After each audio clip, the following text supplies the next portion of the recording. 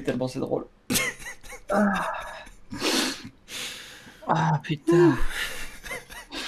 Ah, c'est beaucoup trop drôle. Ah merde, j'ai laissé le son. Ah.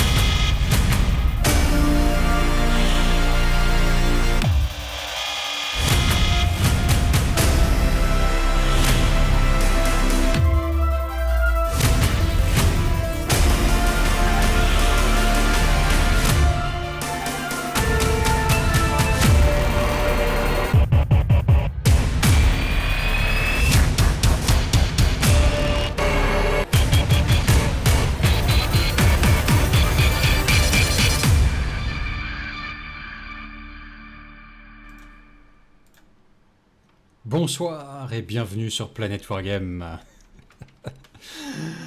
Ah putain, j'adore ce job. J'adore. Alors c'est qui Monsieur Puissant maintenant, hein? Je m'en lasse pas. Ça fait une semaine et je m'en lasse toujours pas. Alors, comment ça va mon Timmy? Je suis grossier, j'ai oublié de dire Ça va bonjour. très bien et toi, Vince? C'est pratique, hein, je vous jure. Attends, j'arrive. J'arrive, je suis à toi, je suis à toi. Oh putain. Non, ok, je vais pas faire le surpris, le faux surpris, ça fait un quart d'heure qu'on est en train de rigoler là-dessus.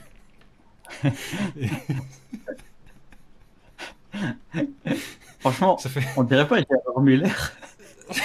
On dirait beaucoup trop Gérard Muller.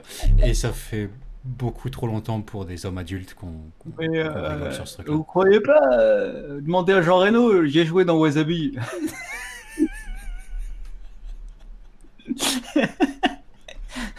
Ah oui, c'est vrai qu'il va. Fallait pas l'inviter. C'est bien, Tim. Ça, c'est l'esprit Ah, canal. le mec il vient de montrer le trailer le plus stylé de tous les temps, il est en train de révéler la relique et moi j'arrive et je suis là, eh, regardez, je suis un acteur des années 2000 que personne s'en Vaguement rappelle. connu. Genre, le, C'est le pas pic, génial. le pic vraiment de sa carrière, c'est Wasabi, tu vois. C'est pas le début. C'est pas le Ah ouais. commencement un petit peu fragile. Ça, c'est le sommet, quoi. C'est le sommet. Il est jamais allé au-delà. Bon. Ah putain. Qui se souvient de lui? Qui se souvient de Muller? Personne. Personne s'en souvient. Jean Reno, A priori. Encore que. ah, j'espère. Enfin. Bon, moi je m'en lasse pas de mon nouveau joujou. Alors, qu'est-ce que je tiens là? Oui, un bolter. Vous allez me dire, c'est un bolter. Il fait tronçonneuse. D'accord. Mais non, ceci n'est pas un bolter. Je m'en vais vous m'agriter la gueule, moi. Ceci est le bolter relique du chapitre des Planet Warriors. Donc c'est pas n'importe quel bolter. D'accord? Bon. J'en veux pour preuve ce doux son. On brûle l'aspirateur Ça, c'est Dyson. pour tous ceux qui n'ont pas encore adhéré au chapitre. Ça calme, hein, quand même. Ça calme. Mec, franchement, dans à peu près 3 lives, Vince, il va vous faire un pamphlet sur. Alors, on a besoin de nouveaux membres de le chapitre pour me payer un nouvel écran. Parce que bah, ça fait 4 lives que je tire dedans avec des nerfs et bah, il marche plus. Je comprends pas, il clignote un peu en haut. Les cristaux liquides se sont un peu répartis un peu partout là. On savait que ça aurait des conséquences, mais on a continué quand même. Ah oui. Bon. Comment allez-vous ce soir? Déjà, attendez. Parce que ça se trouve, on est en muet depuis tout à l'heure. Hein. Petit test sonore. Est-ce qu'ils nous entendent ou est-ce qu'ils nous entendent pas? Je sais pas, je sais plus. A priori, oui. Ils ont l'air de réagir. Ou alors vraiment, ils sont très doués en lecture de langage corporel et ils comprennent tout sans le son en fait. Mais Franchement, il y en a quand même qui ont sorti Gérard Muller. Donc, si tu veux, si la référence arrive, les gens me voient comme ça, ils font putain, on dirait Gérard Muller. Vous vous rappelez, les gars? Peut-être baisser un petit peu le son de Tim. Non, j'ai l'impression sur le voice meter, on va dire, ça arrive un petit peu. Je vais pas me laisser. Ouais, Personne ne me baisse, moi. Tu Ou remonter le mien, voilà, j'étais à moins 16, là c'est pas mal. Là, normalement, c'est pas mal. Je me remonte un peu, ouais, ça devrait le faire. Je suis pas moche. Parce qu'en fait, le chat a que 2 niveaux de réaction, j'ai remarqué, par rapport au son. C'est pas de son, ou alors 5 sur 5. Il n'y a pas de... Parfait. La graduation rien. sur 5, en fait, est inutile. C'est 5 sur 5 veut dire oui, ça vaut pour 1, c'est du binaire, en fait, 0, 1, tu vois. Et 5 sur 5 veut dire 1 dans leur langage. Et sinon, c'est pas de son, c'est 0, quoi. Bon. Vous êtes even en niveau, pas de problème. D'accord. Ok. Merci, Garriguette. Donc voilà. Alors, qu'est-ce qu'on a ce soir dans le chat? Déjà un petit bonjour général. Alors on a Sacred, Gaël, Sorrent, Nofen, Oprobe. Bonjour, général. Archiva Bibliotheca, Ultra, Yamino Kenshin, Mike Panda Cannibal. Bon, Drix, Monsieur Momentum. Parfait. Jean-Marc Momentum. Pierre Lecam, Joseph Moustaki, alias Rosketer, Adrien Reynaud. Oui, bon.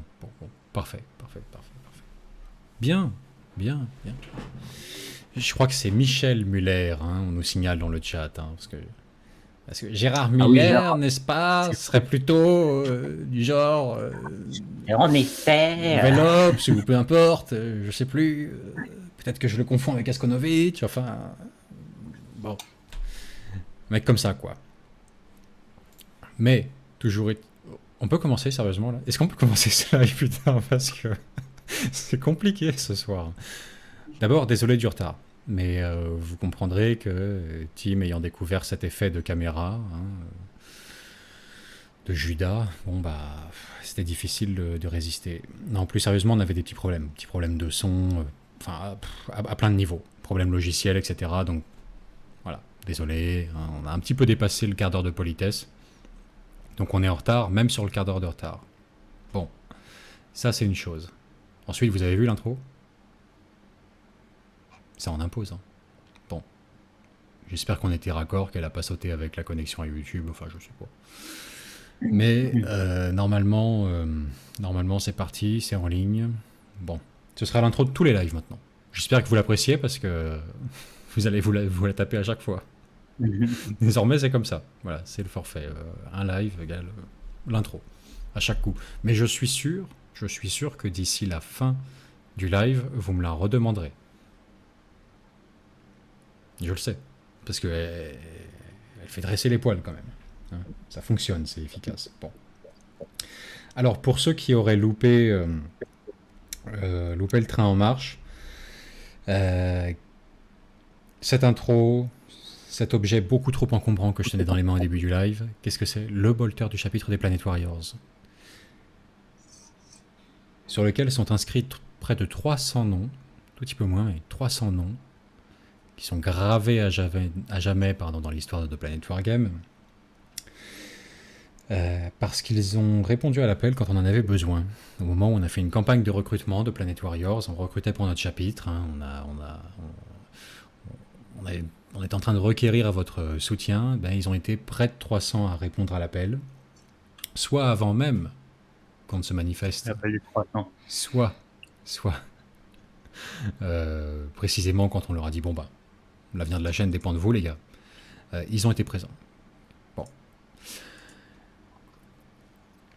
Autrement dit, et ce soir, vous allez voir qu'on va vous en mettre des couches, involontairement, mais simplement en vous donnant des nouvelles de la chaîne, qui se portent très bien, qui se portent à merveille, mieux qu'elle s'est jamais portée. Franchement, magnifique. Donc c'est pas un besoin criant, mais on va vous donner envie, je crois. On va vous donner envie de rejoindre le chapitre. À commencer par le fait que si un jour, si d'ici 2 ans, il nous reprend l'envie complètement déraisonnable, beaucoup trop coûteuse et encombrante, de repondre un truc pareil, là, un autre artefact du chapitre, bah, cette fois-ci, si vous voudrez être dessus, il vaudra mieux faire partie du dit chapitre. Hein. Donc si ça vous prend pour la prochaine, une bannière, un machin, on verra. Enfin voilà. Comme si cet élément suffisait pas à flinguer le feng shui de tout l'appart. On pourrait se sentir d'en rajouter un deuxième un jour. On verra. Hein. Mais donc si Enfin, vous un voulez deuxième être... pour pouvoir les croiser, quoi. Ouais, c'est vrai que ce serait pas mal ça. Un deuxième pour pouvoir les croiser. Ça ferait très classe au-dessus de la cheminée. Il faudra un blason, du coup, enfin un bouclier pour mettre derrière. Enfin bon, Putain, je vais vraiment finir par me compléter péter de l'eau avec ces conneries. Entre le dernier live Stratégium, où déjà j'ai fait les allers-retours avec le bolter, et ce soir, je vais vraiment finir par me péter les reins, quoi. Enfin, bon.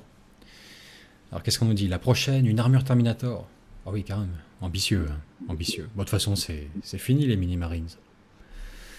Oh, on est obligé de Primaris. prendre les devants, se primariser direct, quoi. Alors, un Dreadnought de Dreadnought. Ouais, pas mal. Un genre de cuirassé Némésis, quoi. Une lame énergétique. Ça y est, bon, il y a de l'idée. Alors pas péter les dons, les gars, hein, parce que putain, on va pas vous mytho, hein, mais C'est vrai. c'est... Alors Charles B dit, par contre, il n'y a que moi qui ai envie, à chaque fois qu'il dit les 300, de gueuler Aouh, Aouh. Non, je pense que t'es pas le seul, je pense que ça touche les 299 autres, hein, mais faut pas vous en priver, hein, écoutez, grand bien vous fasse. Hein. Vous voyez ça avec le voisinage, mais faut pas s'empêcher de crier comme ça. Donc, voilà, bon, futures reliques mises à part, bon, vous avez compris, leurs noms sont gravés à jamais sur cet objet glorieux. Et voilà, ça veut dire quelque chose quand même pour nous. C'est peut-être un détail pour vous, mais pour nous, ça veut dire beaucoup. Bon, de quoi va-t-on parler ce soir? Bon, Planet Wargame va vous parler de Planet Wargame, en fait. Une fois n'est pas coutume. Petite séance nombril. On est pas Ouais, bien, là. ouais, un petit... Ouais, on l'a mérité, là. On l'a mérité. Une petite heure, 2 heures, 3 heures sur vraiment nombrilo-centré. C'est au programme. Et pour de bonnes raisons, vous allez voir. Simplement, on a pas mal de choses à vous annoncer. D'ici, je vais vraiment la caméra sur Team au pire moment. Excellent Switch, Vin, merci. Je voulais pas louper le fait que tu t'enfournes une cuillère de confiture aux myrtilles comme ça. Les viewers ont le droit de savoir, en fait, quelque part. Ils ont le droit de savoir ce que moi je subis pendant le live, en fait. Il n'y a pas de raison. Il n'y a pas de raison. Bon, ça. Santé, les gars. Bon. Pour info, il y a du gin avec les myrtilles.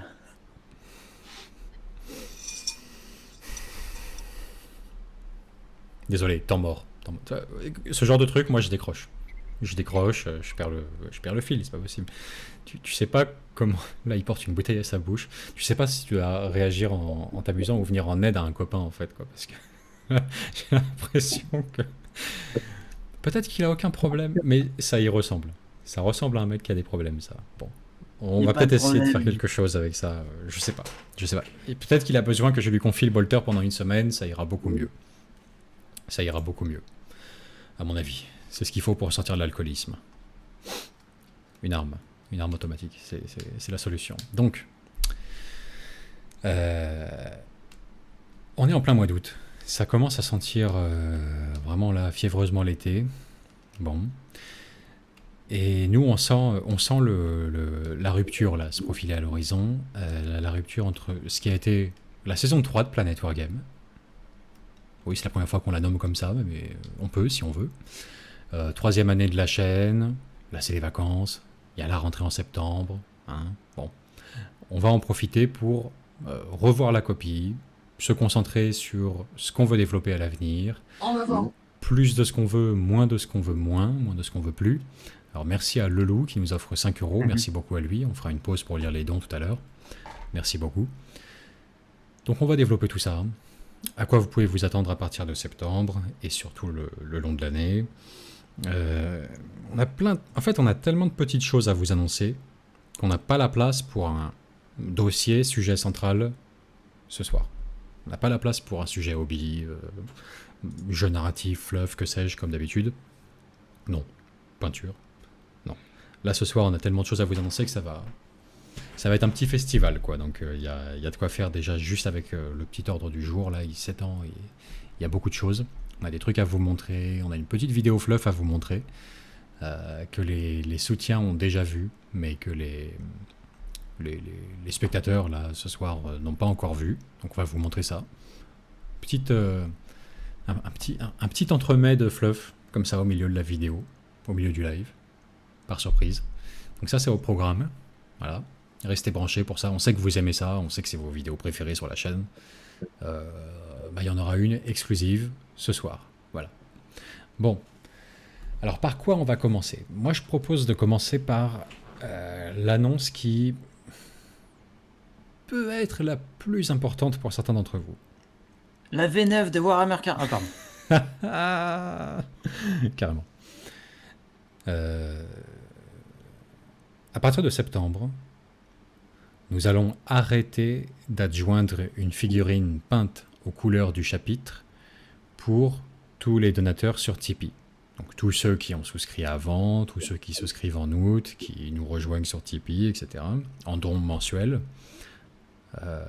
Ceux qui dépassent un palier de 5 € par mois reçoivent chez eux un intercessor, un agresseur, un capitaine, jusqu'au dreadnought, potentiellement, peint aux couleurs du chapitre, soigneusement peint par Babel Ben Minis, Benjamin Torres.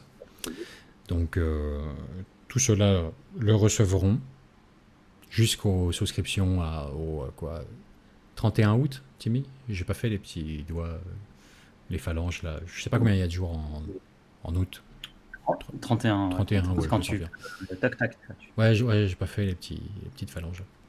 Bon, donc jusqu'au 31 août, vous souscrivez, vous aurez votre figurine. Normal. En septembre, on arrête, on met en pause. Ça reviendra. Ça reviendra. Peut-être sous cette forme, peut-être sous une autre forme. Mais ça reviendra plus tard. Peut-être mieux, peut-être moins bien. Voilà.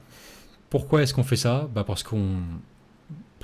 Là, après moult et moult péripéties, en gros, tous les soutiens vont recevoir leurs figurines très bientôt.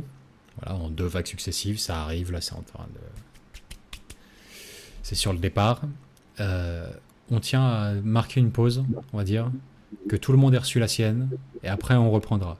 Parce qu'on n'a pas vraiment apprécié, même si c'était pas de notre fait, du tout, mais on n'a pas apprécié que le délai s'éternise pour la réception de la figurine. C'était plus long qu'on l'aurait voulu.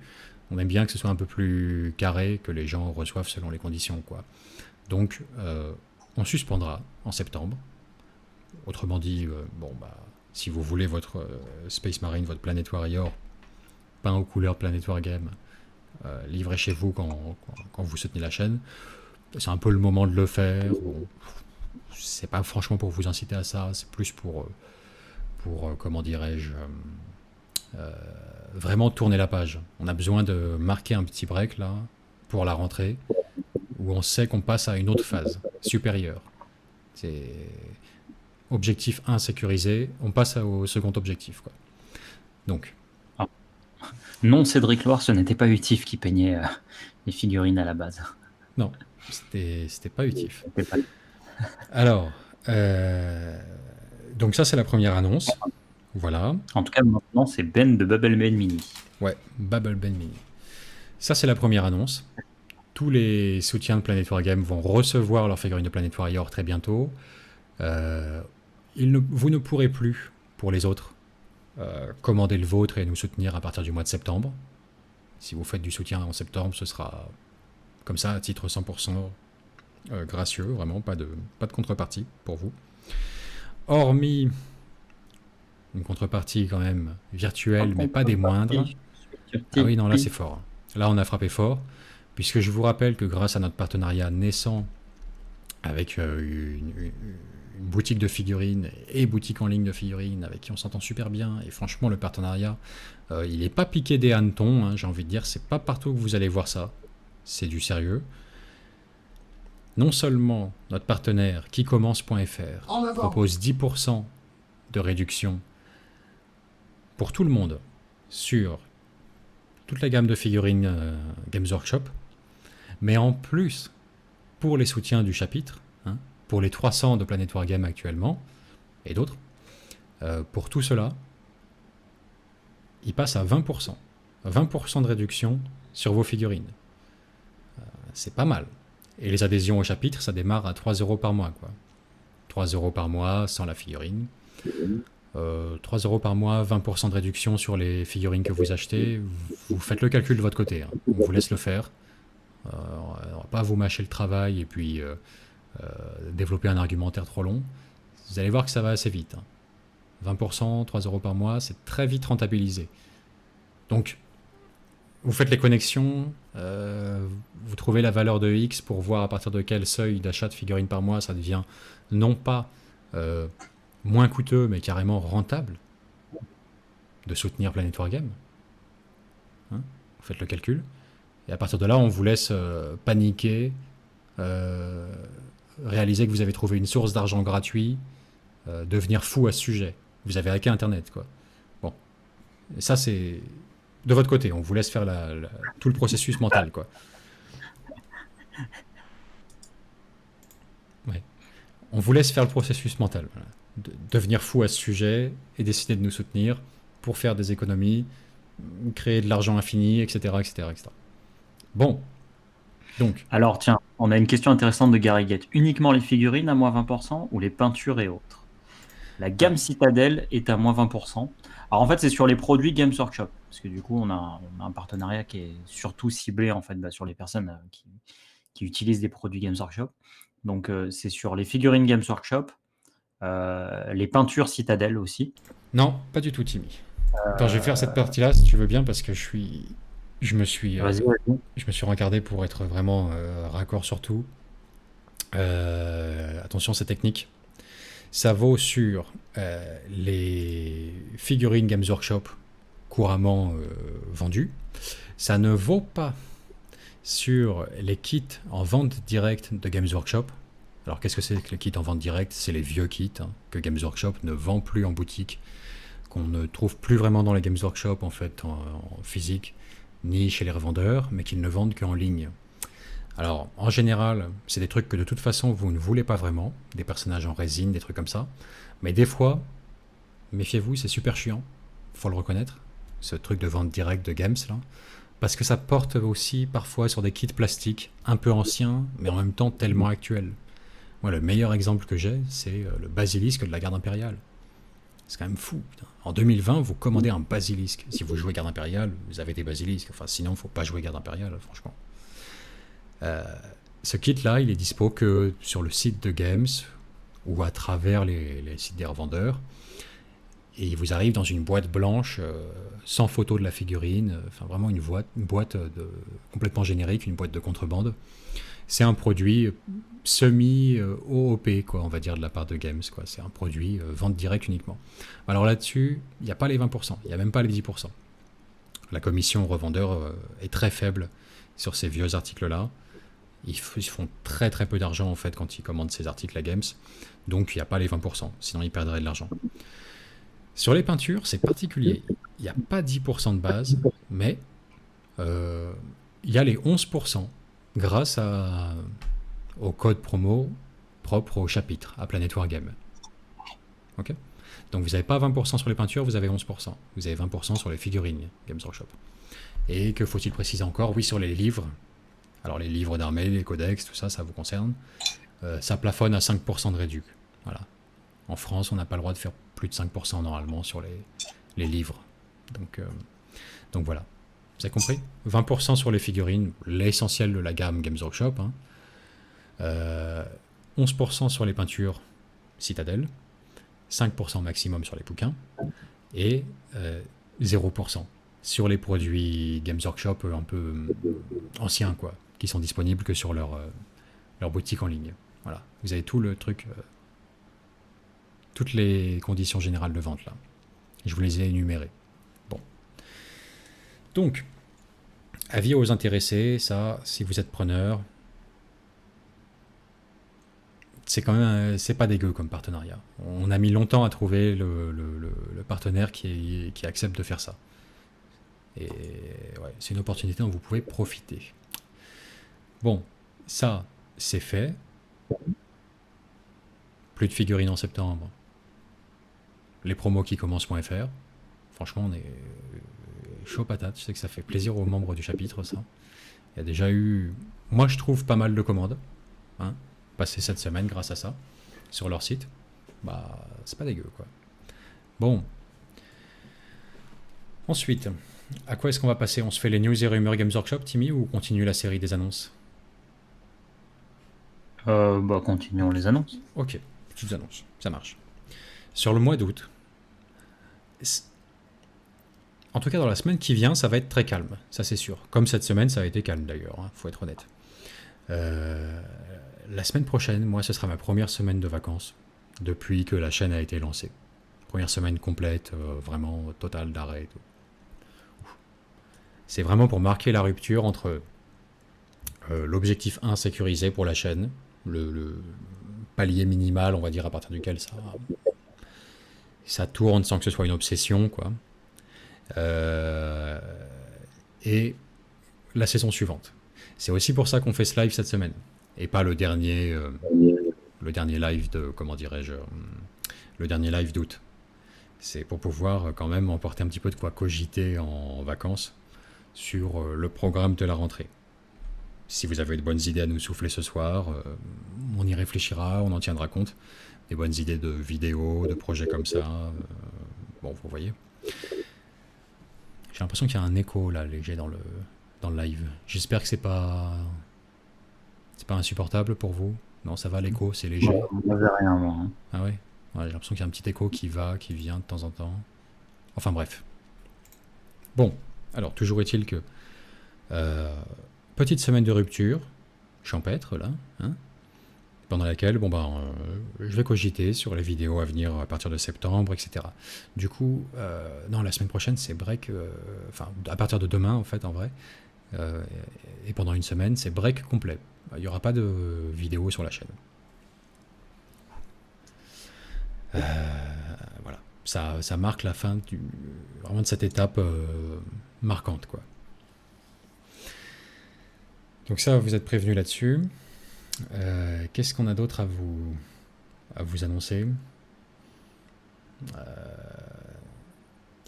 Merde, la feuille, le trou là, le trou complet.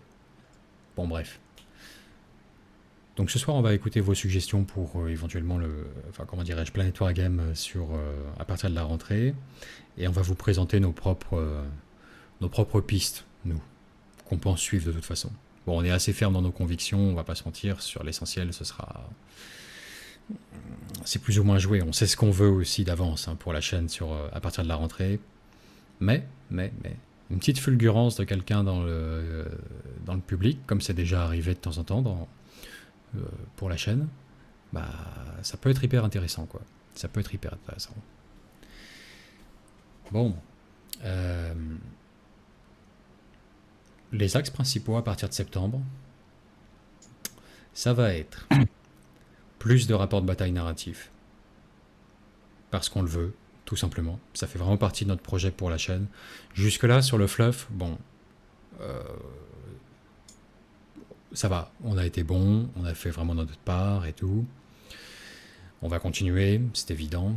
C'est des vidéos qui sont plébiscitées, quoi, qui vous plaisent. Il n'y a pas de raison d'arrêter. Nous, ça nous fait plaisir de continuer. On va diversifier les sujets, etc. Mais vidéo fluff, ça va continuer. Mais on veut plus de rapports de bataille narratifs. Parce que le fluff, c'est très bien, mais le jeu narratif, c'est mieux, en fait, en vrai. C'est ce qui a le plus besoin d'être mis en avant et défendu aujourd'hui sur Internet, pour ne pas être relégué vraiment au rang de pratique marginale du wargame, en tout cas de l'impression qu'on en a depuis chez soi quand on va sur son PC, et perdre du terrain, on va dire, ne serait-ce qu'en exposition vis-à-vis du jeu plus soit complètement casual, soit complètement compétitif, soit occasionnel. Non, le jeu narratif, indissociable d'une amitié longue entre les joueurs. Ça, c'est ce qu'on veut mettre en avant. Qu'on a fait jusqu'à présent, oui, parce qu'on est parmi les très rares à le faire, faut le dire. Mais on a toujours le sentiment de ne pas l'avoir fait assez. C'est pas suffisant. C'est pas suffisant. Et donc le fluff, c'est super. Mais c'est pas tout ce qu'on a envie de mettre en avant. C'est que la moitié du truc, quoi. Il manque la partie jeu. Donc plus de rapports de bataille narratifs, plus de campagnes, nous, de notre côté. On a envie d'explorer le mode croisade. Parce que franchement, plus on le ponce, on le lit, on le relit, et plus c'est intéressant. Donc on entrevoit déjà 2-3 modifications, mais franchement, pour l'essentiel, c'est hyper intéressant. Charles B nous dit carrément la suite des Mignati. Ça se pourrait bien, ça se pourrait bien. Ils sont morts. Oui, alors, pour un projet de suite, on aurait pu penser que ça aurait été pertinent de la part de Tim, hein, de pas juste tuer tous les personnages principaux. Mais bon, le destin et Tsinch en a décidé autrement, apparemment. Ah, bon. Donc, néanmoins, il reste quelques axes à creuser, quoi. Et puis après, c'est porte ouverte à tous les possibles. Hein. Franchement, on peut partir sur plein de thèmes de campagne différents, etc. On a plein d'idées, ça fourmille, il y en a, ça manque pas. Voilà. Dans un premier temps, c'est vrai que niveau jeu narratif, on va se concentrer sur Warhammer 40 000. D'abord, ce sera raccord avec la campagne Phoenician Sector, hein, donc ça c'est l'évidence même. Et puis, accessoirement, bon, Age of Sigmar, on fera ensuite. Comme pour tout, en fait. On passe d'abord par 40K, tu gagnes le public élargi grâce à ça, et après tu les amènes, une fois qu'ils aiment le format de tes vidéos, sur Age of Sigmar, qui est moins populaire, faut le reconnaître. Mais en fait, 40K sert de fer de lance, mais Age of Sigmar est juste derrière, quoi. À ce propos, on va vous causer un peu d'Age of Sigmar. Concernant les vidéos fluff, c'est prévu sur la chaîne. Les vidéos fluff Age of Sigmar, c'est au programme. C'est au programme, on a longtemps réfléchi à la question, à comment le faire, comment l'ajouter sur la chaîne. On a plus qu'une piste, on a déjà du concret à vous montrer depuis longtemps qu'on a montré à nos soutiens, mais on vous le montre ce soir publiquement parce que ça a été suffisamment validé par nos soutiens pour qu'on choisisse de développer cet acte-là. Cet axe-là, pardon. Donc ça, à partir de septembre, on va commencer à en balancer de la vidéo fluff AOS. À quelle fréquence? En plus ou à la place des vidéos fluff 40K, ça, on peut pas vous le dire à l'avance. On a décidé sciemment de le faire un peu comme un bond dans l'inconnu, un peu au feeling, au lieu de le préfinancer, au lieu de le kickstarteriser avec un préfinancement ou des adhésions, je sais pas, des campagnes d'adhésion massive ou des trucs comme ça pour avoir le soutien financier qui nous permet d'ajouter ça à notre catalogue, parce que vous allez voir que c'est une tierce personne qui fait la voix dans ces vidéos fluff, et comme on veut que ce soit régulier, qualitatif, suivi, constant, etc., ça va pas sans une petite paye modeste, comme tous les gens qui ont été payés par Planet Wargame, les artistes pour la campagne Phoenician Sector et tout, ils ont reçu leur petit billet, ils savent que c'est pas énorme, et on le sait très bien, par rapport au travail d'un artiste, ou en l'occurrence pour un enregistrement sonore, mais honorable quand même, quoi. Honorable. Donc, pour ajouter ça à notre catalogue, il va falloir aussi nous-mêmes gérer nos petites finances, voir quand on a 100 € de rab, par-ci, par-là, pour aller les consacrer à ça, plutôt que à autre chose, ou du matos, ou que sais-je. Donc, bon, voilà, encore une fois, évidemment, plus il y aura de soutien au chapitre, plus on pourra se permettre d'en payer un nombre important de ces vidéos, d'avance, des enregistrements, etc. pour faire en sorte qu'il y en ait le maximum, quoi. Le top, franchement, si on pouvait arriver à avoir. Et ça, à mon avis, sur la rentrée, c'est serré. Hein. Enfin, sur, comment dirais-je, 2020-2021, c'est très, comment on appelle ça, ce serait très optimiste de penser qu'on l'obtiendrait en 2020-2021. Ce serait une vidéo fluff Age of Sigmar par semaine, plus une vidéo qui serait soit une vidéo fluff Warhammer 40 000, soit un rapport de bataille narratif. Donc là, on est déjà à 2 grosses vidéos qualitatives par semaine, plus, évidemment, le live ou la petite vidéo annexe qui vient à côté, etc. en complément. Donc à chaque fois 2 vidéos par semaine, voire la complète avec les 3, carrément, Fluff AOS et Fluff 40K, ou rapport de bataille, et la vidéo complémentaire, Kill Team Momentum. Vous allez voir qu'on va avoir des tutos de conversion qui vont arriver sur la chaîne aussi. Ça va être glorieux à mon avis. Glorieux. Bref.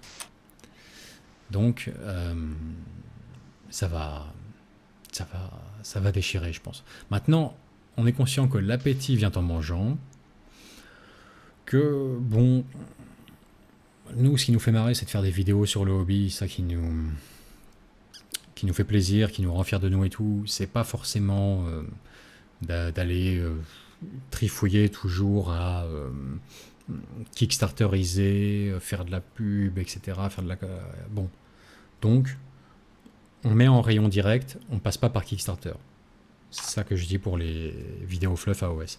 On vous en balancera, et je pense que le public fera le reste. Si ça vous plaît, s'il y a ça à son public, si c'est plébiscité, ça se retranscrira sous forme de petits soutiens mensuels au chapitre. 1 €, 3 €, 10 €, 30 €. Et à partir de là, ça nous permettra d'en augmenter la fréquence. Tout simplement. Voilà. On fait la mise en boutique directe sans passer par le préfinancement et la campagne en ligne ou que sais-je. On les balance. Si ça plaît, il y aura des retours. Ça, on le sait. Sur ce, on va vous la montrer. Déjà une petite vidéo fluff preview, en quelque sorte, qu'on a sur un sujet tiré au hasard, qu'on a sélectionné pour tester, en quelque sorte, la personne qui s'occupera des enregistrements sonores, des vidéos fluff Age of Sigmar. Donc, Timmy, si tu veux ajouter un mot sur les vidéos fluff AOS avant qu'on balance la vidéo, c'est le moment.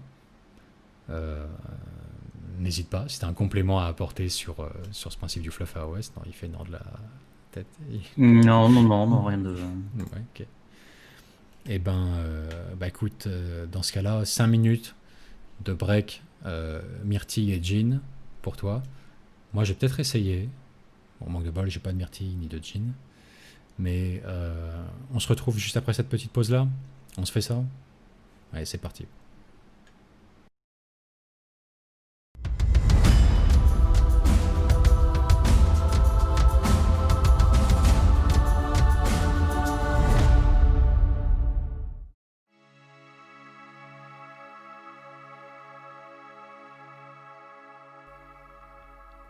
Ceux qui lèvent les yeux vers le ciel sont les premiers à remarquer un phénomène inhabituel. Les étoiles semblent briller plus intensément et s'agencent pour former de nouvelles constellations. Résonne alors le battement de tambours primitifs, de plus en plus fort, tandis que l'air se met à crépiter d'énergie céleste. Enfin, l'Ost apparaît dans un éclat de lumière intense. Des cohortes de guerriers sauriens avancent au pas cadencé, en beuglant des cris de guerre incompréhensibles avant de déchiqueter les rangs adverses avec leurs armes et leurs crocs. Le sol tremble sous la charge de monstres titanesques qui portent sur leur dos des engins aussi mystérieux que redoutables. Ceux qui tentent de fuir sont bloqués par des hordes de tirailleurs furtifs et des prédateurs volants. Toutes ces créatures sont coordonnées par des seigneurs de guerre, montés sur des bêtes terrifiantes, et par des mages qui tirent leur pouvoir du cosmos. Telles sont les armées des séraphons, et rares sont les adversaires de taille à affronter leur colère. Le terme séraphon se réfère à plusieurs sous-espèces de lézards bipèdes. Ils ne naissent pas de façon ordinaire, mais émergent des bassins aux liquides mystiques de leurs temples dorés. Les plus nombreux sont les skinks, de petites créatures dotées d'une intelligence développée et d'une grande dextérité. Ils sont secondés par d'énormes animaux crocodiliens, appelés croxigores, à l'intellect limité, mais à la force inépuisable. La caste des guerriers est composée de saurus, des soldats robustes et disciplinés, nés pour se battre. Au sommet de la hiérarchie des séraphons se trouvent les Slann Starmasters. Ils ont les corps d'amphibiens bouffis, toutefois leur maîtrise de la magie est inégalable. Même toute une cabale de sorciers aura du mal à vaincre un Slann en combat magique. Toutefois, les Slann ne sont pas uniquement des mages de talent. Ils sont le dernier lien entre les séraphons et leurs créateurs mythiques, les anciens. Même les dieux ne savent que peu de choses à leur sujet, en dehors du fait que les anciens avaient des plans précis pour le cosmos. Il revient aux Slann d'interpréter ce grand plan afin que chaque action entreprise par la race des séraphons vise son accomplissement. Les séraphons sont actifs depuis longtemps dans les royaumes mortels. Les palais et les universités d'Azirheim sont décorés de fresques datant de l'âge des mythes qui dépeignent des guerriers reptiliens auréolés de lumière stellaire. Au début de l'âge de Sigmar, beaucoup de ceux qui rencontrèrent les séraphons pensèrent qu'il s'agissait de manifestations d'Azir, un peu à la façon des Stormcast Eternal, car ils venaient des cieux sur des piliers de lumière. La vérité est plus complexe. Les séraphons sont des créatures de chair et de sang, mais de la magie céleste coule dans leurs veines. Les premiers d'entre eux vivaient sur des vaisseaux temples, au milieu du vide éthérique. Ces navires spatiaux furent rapidement attirés au-dessus d'Azir, où leurs bassins de frais s'imprégnèrent de magie stellaire. Il ne fallut pas longtemps pour que les séraphons qui naissaient à l'intérieur des vaisseaux et ceux qui y vivaient déjà soient saturés de l'énergie des cieux. Beaucoup de séraphons de ce type existent toujours. Ces séraphons stellaires n'appartiennent pas exactement au plan d'existence des autres royaumes mortels. Leurs armes crépitent d'énergie d'Azir, et quand ils sont tués, ils disparaissent dans un éclair de lumière aveuglante. Ils se servent des portails ésotériques à bord de leurs navires spatiaux pour frapper avec précision. Ce sont les Slann qui lient l'essence des séraphons stellaires à leur corps reptilien. Beaucoup de Starmasters peuvent ainsi invoquer des guerriers depuis les vaisseaux de temple d'un simple geste. Les observateurs extérieurs qui sont témoins de ce miracle ont l'impression que les Slann modèlent les séraphons à partir de l'énergie des étoiles ou par la pensée. Les stellaires peuvent interagir avec le monde réel, cependant leur connexion avec Azir les empêche d'adopter une forme physique totalement tangible. Néanmoins, au fil des siècles, certaines flottes temples des séraphons sont descendues d'Azir, ayant établi des colonies dans les royaumes mortels. Au fil du temps, la nature d'Azirite de ces séraphons se mêle aux énergies magiques de sa sphère de royaume. Tout comme les vents de magie concentrés peuvent adopter une apparence physique, les stellaires deviennent ainsi des êtres complètement tangibles. Appelés les cristallisés, ces séraphons sont revenus à leur instinct primitif, tandis que la lumière des cieux les quitte peu à peu. Des jungles épaisses se développent autour de leur cité-temple, leur croissance étant accélérée par les ondes de pouvoir étranges qui émanent des machines créatrices de royaumes répartis sur leur domaine. Même s'ils n'ont pas la maîtrise de l'espace et du temps propre aux stellaires, les cristallisés font preuve d'une fureur primale qui compense largement cette lacune. Dans tous les cas, qu'ils soient stellaires ou cristallisés, les séraphons combattent dans un seul et même but: accomplir le grand dessein des anciens et anéantir le chaos.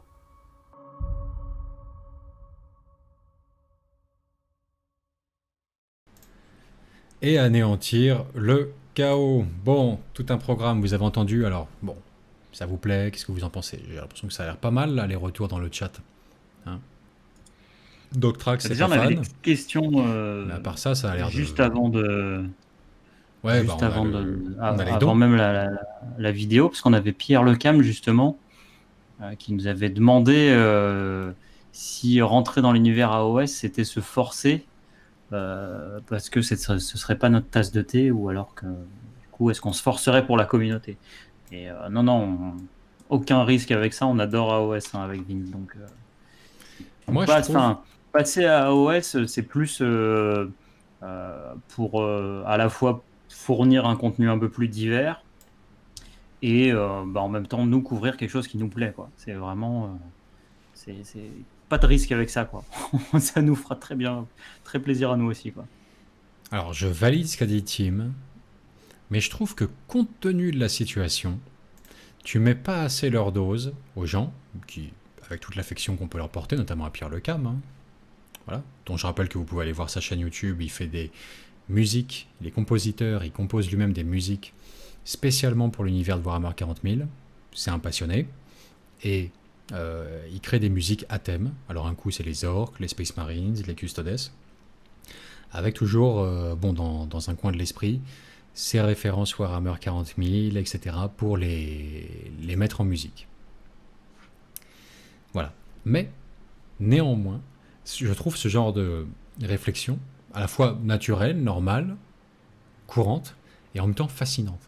C'est-à-dire qu'il y a un tel présupposé de haine ou de dédain par rapport à Age of Sigmar dans la communauté, comme dans, je sais plus quel dernier live, là, on avait dit que le roman Caradron, ouais bon, ça nous en touchait une sans faire bouger l'autre. Un mec arrive, bon, je crois qu'on l'a jamais vu sur la chaîne. Ah putain, ça sent la haine anti-Age of Sigmar ici. Alors, c'est là où je me permets de plus soyer timide, mais d'ajouter une dose de condescendance et de paternalisme qui manquerait, je trouve. Il faut quand même ajouter que non, Age of Sigmar, on aimait ça avant que ce soit cool, d'accord ? On aimait ça avant qu'il y ait des coups en point. Bon, on a adhéré dès le Et début. non seulement on aimait ça avant qu'il y ait des coups en point, on préfère, maintenant qu'il y a des coups en point, on préfère avant, quand il n'y avait pas de coups en point, et on partage l'avis de monsieur. Fais le jingle Charlie la chocolaterie de Jarvis Johnson. Vas-y. Monsieur. Jarvis Johnson. Voilà. Bon, s'il vous plaît. Game designer, vieux dinosaure de la maison Games Workshop, hein, qui a été un peu à la tête du projet Age of Sigmar. Bon, je leur refais l'anecdote après, comme ça, c'est pas mal. Tant qu'on est dans le côté un peu paternaliste et tout, j'en profite pour une anecdote perso. Mais toujours est-il que, oui, Age of Sigmar, on adore. C'est les joueurs de Warhammer Battle qui devraient nous persécuter, en fait. C'est eux qui devraient, vous êtes des gros cons, des millennials, vous n'avez rien compris, bande de branleurs, le monde qui fut, vous n'avez pas idée, c'était tellement supérieur, tu vois. Eux, oui, très bien, on accepte leur harcèlement. Il y en a eu un peu. Et en même temps, les emmerdes, de parce que c'est de la merde battle. Ouais, il y en a un peu, il y en a un peu. Mais il n'y en a pas assez, bordel. C'est eux qui devraient nous harceler, tu vois. Parce qu'au final, maintenant, on entend beaucoup. Age of Sigmar, vous, on sent que c'est pas trop votre... Pardon, voilà. Donc, je pense que ça méritait d'être dit. Alors, pour l'anecdote, parce que vous allez voir, elle est délicieuse. On est allé au dernier... le dernier Warhammer Fest, hein, oui, puisque le dernier a été annulé avec le Covid, donc... Celui de cette année a été annulé. Finalement, ouais. Celui de cette année a été annulé, donc l'année précédente. D'ailleurs, s'il y en a qui veulent prendre des vols sur Air France, j'ai deux avoirs. Me contacter par mail. Ah, d'accord. Et Moi, le Covid non, a touché toutes les bourses. Touché comme t'as. J'ai été touché par le Covid. Top. On désamorce. Pas les moments, on a dit. Bon. Elle est tentante quand même, putain. Bon. Ouais, donc Jarvis Johnson, qui chapeautait complètement le projet Age of Sigmar et tout. Qui est vraiment un ancien de la maison Games Workshop. On s'est aperçu d'une coïncidence super marrante, c'est que nous, en fin de compte, la fin de la première édition d'Age of Sigmar, enfin l'édition des Battle Tom et puis alors la seconde édition, ça consacrait vraiment un peu une forme de légère millefeuillisation, si vous voulez, du jeu, hein, une addition de petites couches sur des couches qui finalement casse un petit peu la simplicité, fluidité, la beauté originelle, je trouve, d'avoir des datasheets qui résument tout, qu'il y avait dans la toute première version d'Age of Sigmar. Voilà, ça complexifie un petit peu au fur et à mesure qu'il y avait de nouveaux Battle Tom avec alors les domaines de sorts, les artefacts des royaumes, les aptitudes d'allégeance, les allégeances propres à ton Battle Tom, enfin bon bref. Ça faisait pas mal. Et en discutant un petit peu avec Jarvis Johnson sur place, ce qui est assez marrant, c'est que lui disait que il aimait toujours ce jeu, il prenait toujours plaisir à jouer à ce jeu, ouais, mais avec ses amis, il préféraient jouer à une version qu'ils nommaient eux-mêmes entre eux la War Scroll Edition. C'est-à-dire c'est l'édition qui n'est composée, une édition un peu imaginaire, hein, qui n'est composée que des War Scrolls des unités, sans les règles de Battle Tome et compagnie. Et c'est super drôle parce que notre petit cercle de joueurs aussi, à Timothée et moi et quelques autres, qu'on ne peut citer, c'est exactement le nom qu'on avait donné à cette pratique-là, quoi. La War Scroll Edition. C'était de jouer comme ça. C'était notre délire enfin, c'est dingue. Vous imaginez, bon, je sais pas, vous transposez à votre domaine, votre jeu préféré, votre manière de jouer préférée. Vous rencontrez quelque part le créateur. Vous rencontrez le créateur, avec un C majuscule, le vrai, tu vois. Et, et à la dernière heure, il vous dit bah, moi j'aime bien la War Scroll Edition. Et vous dites putain, nous aussi, quoi. Bon, enfin bref. Un instant magique. Un instant magique. Un instant de validation sociale extraordinaire pour des petits mecs comme nous. Enfin bon. Donc voilà pour la petite anecdote. Donc, vous avez compris, Age of Sigmar en vidéo fluff, ça arrive à partir de la rentrée. Normalement, c'est ce qui est prévu. À une dose encore indéterminée, ça pourra être 1 par mois au début, ça pourra être 2 par mois après, ça pourra s'accélérer, etc., etc. Voilà. Ça demande des soutiens, hein, bien évidemment, parce que c'est quelque chose aussi où on va... Ouais, au moins... Enfin, parce que non, disons que la différence de fonctionnement, vas-y. c'est que comme c'est avec une personne qui fait la voix, justement, on est obligé du coup de la payer directement. Donc, en fait, on a besoin en fait aussi de financer ça, quoi. Donc, on va se débrouiller pour le faire un maximum. Mais c'est vrai que du coup, c'est quelque chose aussi qui implique une certaine logique financière derrière, dans le sens où c'est pas un format sur lequel on peut arriver et dire, par exemple, putain, on fait 25 vidéos de ça, on fait que ça, quoi. C'est pas la même logique en fait que de faire des vidéos fluff pour le moment, comme on le fait actuellement, quoi. Ouais, tout à fait. Et voilà. Non, mais surtout, j'ai pas envie de constater, au-delà des soutiens, que éventuellement, justement, c'est dont on parle, tu vois, c'est-à-dire le degré de popularité ou non d'Age of Sigmar, c'est de constater que tu topes à 2500 vues, on va dire, avec des vidéos fluff Age of Sigmar, tu vois, ça serait décevant. C'est aussi ça, ouais. Quand même, quoi, 5 ans après, ce jeu en est toujours là, merde.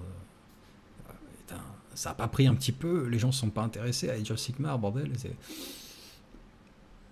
C'est le constat. Enfin, ça permettra d'en prendre la mesure, en tout cas, en fait. Voilà, c'est ça qui sera sympa. Les vidéos fluff, en général, sont les vidéos les plus vues de YouTube, en fait, en réalité. Individuellement. Au global, en tant que chaîne, si vous voulez. Avoir moins d'abonnés et faire moins de vues par mois, par exemple, que French Wargame Studio. Mais on n'en fait pas tellement moins par mois, en fait, en vrai, des vues.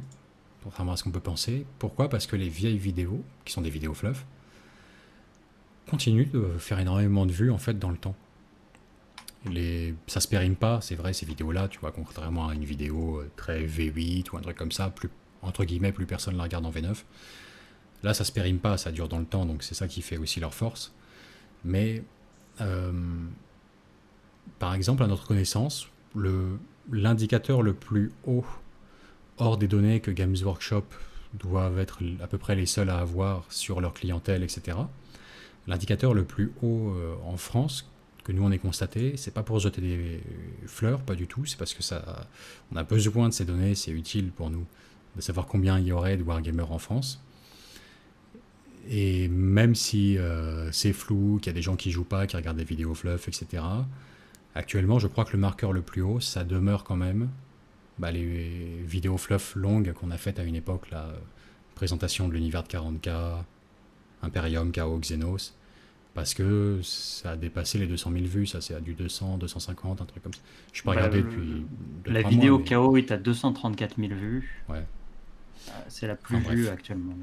Donc, ça permet de prendre un petit peu la mesure d'une communauté. Enfin voilà, quand tu regardes le nombre d'inscrits actifs sur le Warfo, tu regardes le nombre d'abonnés à des chaînes YouTube, des choses comme ça, tu te dis c'est jamais la totalité, quoi. On en est très loin en fait. On en est très loin. Et ça te donne une espèce de perception de la portée maximale que ça pourrait avoir si tu arrives vraiment à embarquer tous les gens dans le fait de regarder des vidéos à ce sujet, comment dirais-je, combien il y a de wargamers en France, quoi. Cette question-là, enfin, tout le monde se la pose. À ma connaissance, personne n'a vraiment la réponse, quoi. Bon. Donc, les vidéos Fluff Age of Sigmar permettront de prendre un peu la température. Parce que comme ça se passera sur Planet Wargame et pas sur une petite chaîne qui ferait ça à l'arrache avec un mauvais micro et tout, si le jeu marche, ça devrait marcher et nous donner une indication d'à quel point ça marche et le jeu marche. Ce serait intéressant, je pense, d'observer ça. Enfin, parenthèse fermée sur Age of Sigmar, et je crois qu'on va lire les dons. Parce que là, putain, on fait des tunnels depuis tout à l'heure et on en néglige les dons. On en néglige les dons, ainsi que les messages du chat. Donc, pause, message de dons et chat. Ensuite, news et rumeurs Games Workshop. Bon, on va parler essentiellement des nouvelles boîtes de démarrage pour l'édition. Et puis, je voulais absolument vous montrer un article d'une armée entièrement convertie là, sur Warhammer Community. Un truc complètement fascinant, démentiel. Un truc qui... franchement, ça me fait tressaillir en tant que hobbyiste. C'est une vraie claque visuelle, ce truc. Fascinant. Et puis, on passera aux questions... à la libre antenne. Vous pourrez nous téléphoner, tout ça. Passer en live Adrien directement Reynaud par disait... téléphone. Adrien Reynaud disait que toutes ces nouvelles le rassurent. Au début du live, il croyait que j'allais annoncer que je reprenais les tutos aéro. En avant. Alors, jokes on you quand même, parce que débuter à l'aérographe est la 15e vidéo la plus vue de la chaîne. Donc, attention les gars, attention. Cette vidéo-là, on dirait pas, mais elle trace sa route. Elle trace sa route. Quand même 71 000 vues, complètement débile. C'est n'importe quoi. Mon Dieu. Oui, c'est absurde. C'est absurde. Nombre de personnes qui font du body painting et qui tombent là-dessus, à mon avis. Ah, tu peux être sûr que c'est complètement ça. C'est parce que le titre est tellement générique que du coup le caractère attrape tout quoi du truc. T'as des gens qui viennent pour ils veulent commencer la peinture de carrosserie, d'autres c'est du body painting, tu peux en être sûr. De toute façon tu vois dans les questions. T'as des questions de pays, ouais il n'y a pas d'aérographe dans mon pays mais la technique m'intéresse. Ça attire le tout venant en fait ta vidéo. T'as peut-être hacké le système, Timmy. C'est peut-être pas con ce que tu fais. Faudrait peut-être continuer en cette voie-là. Je suis en train de me créer un revenu passif avec cette vidéo. Alors, Petit Paris-like. donc, comme don, on a eu Lelou qui nous offre 5 € en disant « Vous pensez qu'ils ne vont pas sortir des équivalents Primaris des armures Terminator ?» Ah bah si, mais moi je... Ouais, c'est ça. On est un certain nombre à penser qu'il s'agit des agresseurs depuis le début. Et voilà. Donc d'autres versions d'agresseurs, oui. Dans une certaine mesure, c'est même honnêtement, presque complètement pour moi, c'est le cas avec les Blade Guard sortis pour la boîte Indomitus. C'est vraiment c'est l'armure Gravis déclinée en version corps à corps, Terminator d'assaut en fait. Quand les autres sont plutôt des Terminators de tir, avec des gantelets énergétiques quand même. Vous voyez, agressor égale Terminator en fait pour nous. Ou plutôt Gravis, armure Gravis égale Terminator. Je reconnais qu'il y a des petites failles dans notre raisonnement, hein, parce que du coup ça fait des Inceptors, des Terminators volants quoi. Mais faut peut-être les prendre comme ça, je sais pas. Terminator volant. Donc, à mon avis, c'est vraiment le remplaçant prévu de l'armure Terminator. Il y a un peu la tête de Bulldog avec le casque, moins, je suis d'accord. La tête est moins iconique, mais il faut lui laisser 10 ans. Le temps va faire son travail, et dans 10 ans, vous verrez l'agresseur avec le même, comment dirais-je, autant en fait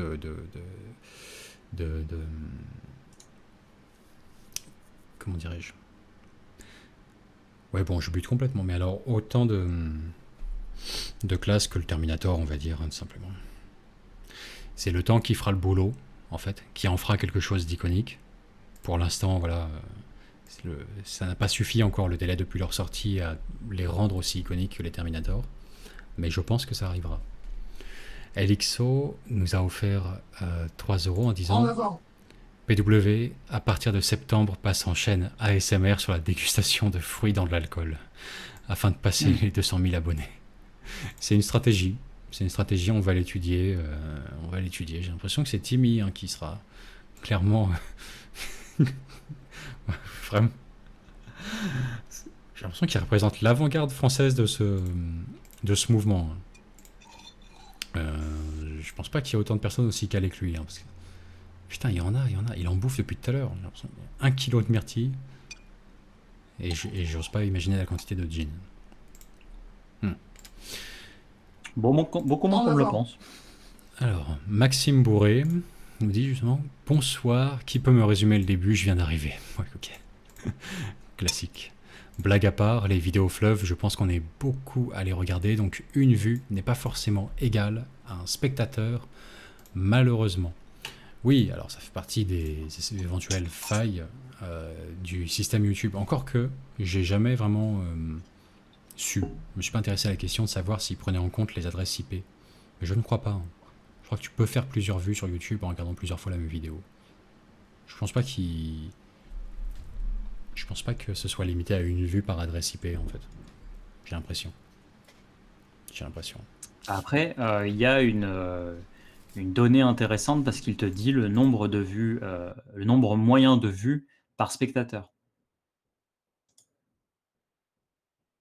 Mec, tu m'apprends des trucs, j'ai jamais regardé ça. C'est un truc Ouais. que j'avais vraiment envie de savoir. Ça fait pas très longtemps, hein, je crois que ça fait quelques mois hein, depuis qu'ils ont fait une mise à jour. Mais par exemple, là, tu vois, je te le donne en direct, la vidéo là, sur le chaos, sur les 90 derniers jours, elle a fait, alors j'ai pas le nombre de, enfin, j'ai la courbe, mais j'ai pas le nombre indiqué. Il y a eu 17 000 spectateurs uniques avec un nombre de vues par spectateur de 2. Tu vois, donc nombre moyen de vues par spectateur 2. 2, ouais. Ça veut dire que pour Ah. 10 qui vont la regarder une fois, ce qui je pense quand même est un cas assez générique, c'est normal de la regarder une fois en fait. T'en as un qui la ponce 10 fois en fait. C'est marrant. C'est marrant. Enfin, je vois plus une répartition comme ça. L'avoir 2 fois comme ça, je trouve, je sais pas, par personne, ça n'a aucun sens. Enfin, à mon avis, t'as une répartition pas très égale. Enfin, c'est la moyenne, quoi, mais. Bah oui, De oui, deux. t'as pas la moitié qui a vu 2 fois. Voilà. Ouais. T'en as quelques-uns, en fait, qui doivent vraiment l'user jusqu'à la corde, quoi. À mon avis. C'est marrant, ça. Enfin. Bon. Eh ben, je crois que c'est. Oui, on a lu tous les messages de dons. Un petit tour par le chat, Timmy. Alors, on avait une question tout à l'heure de Coco Limaçon qui disait pourquoi ne pas faire des rapports de bataille en 2 vidéos. La première façon Minetti en mode narratif, pardon, excusez-moi, et la deuxième en mode jeu avec explication sur la manière dont le jeu, l'histoire s'influence. Ouais, Alors, je vois c'est l'idée. marrant parce que l'idée de faire de tirer 2 vidéos des rapports de bataille, c'est quelque chose auquel on a déjà pensé, on a déjà même parlé au soutien de la chaîne.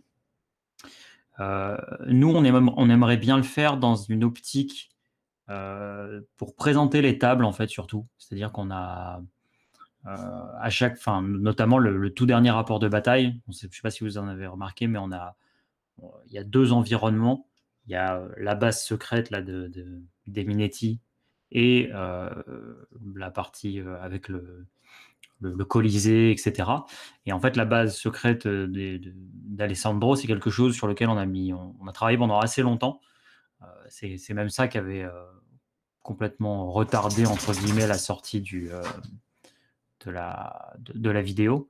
Donc ça, c'est quelque chose, c'est vrai, comme on place comment dire, une importance à la table de jeu aux armées et au cadre de l'histoire, on se dit que c'est quelque chose qui serait intéressant d'aborder dans une vidéo séparée pour justement un peu en bonus, en making of ou en director's cut, en ce que vous voulez, en commentaire commentaire des réalisateurs des rapports de bataille. Et du coup, qui nous permettrait aussi d'expliquer la partie, comment elle s'est déroulée. Parce que par exemple, la partie que vous avez vue, cette partie-là dont je parlais, elle est très particulière parce que c'est deux parties qui se jouent en même temps, avec deux tailles de parties différentes, parce que vous avez une partie qui est plus sur un format Kill Team avec très peu de figurines, et à côté une partie de Warhammer 40 000, mais l'une influe sur l'autre parce que vous avez des personnages qui traversent la partie de Kill Team pour aller justement se retrouver dans l'autre table et tenter de récupérer Bianca. Donc ça, c'est aussi quelque chose où on a des règles de jeu qui sont assez spécifiques et pas juste, en fait, on arrive et on joue avec les règles qu'on a, enfin les scénarios, 6 objectifs du bouquin de règles, quoi.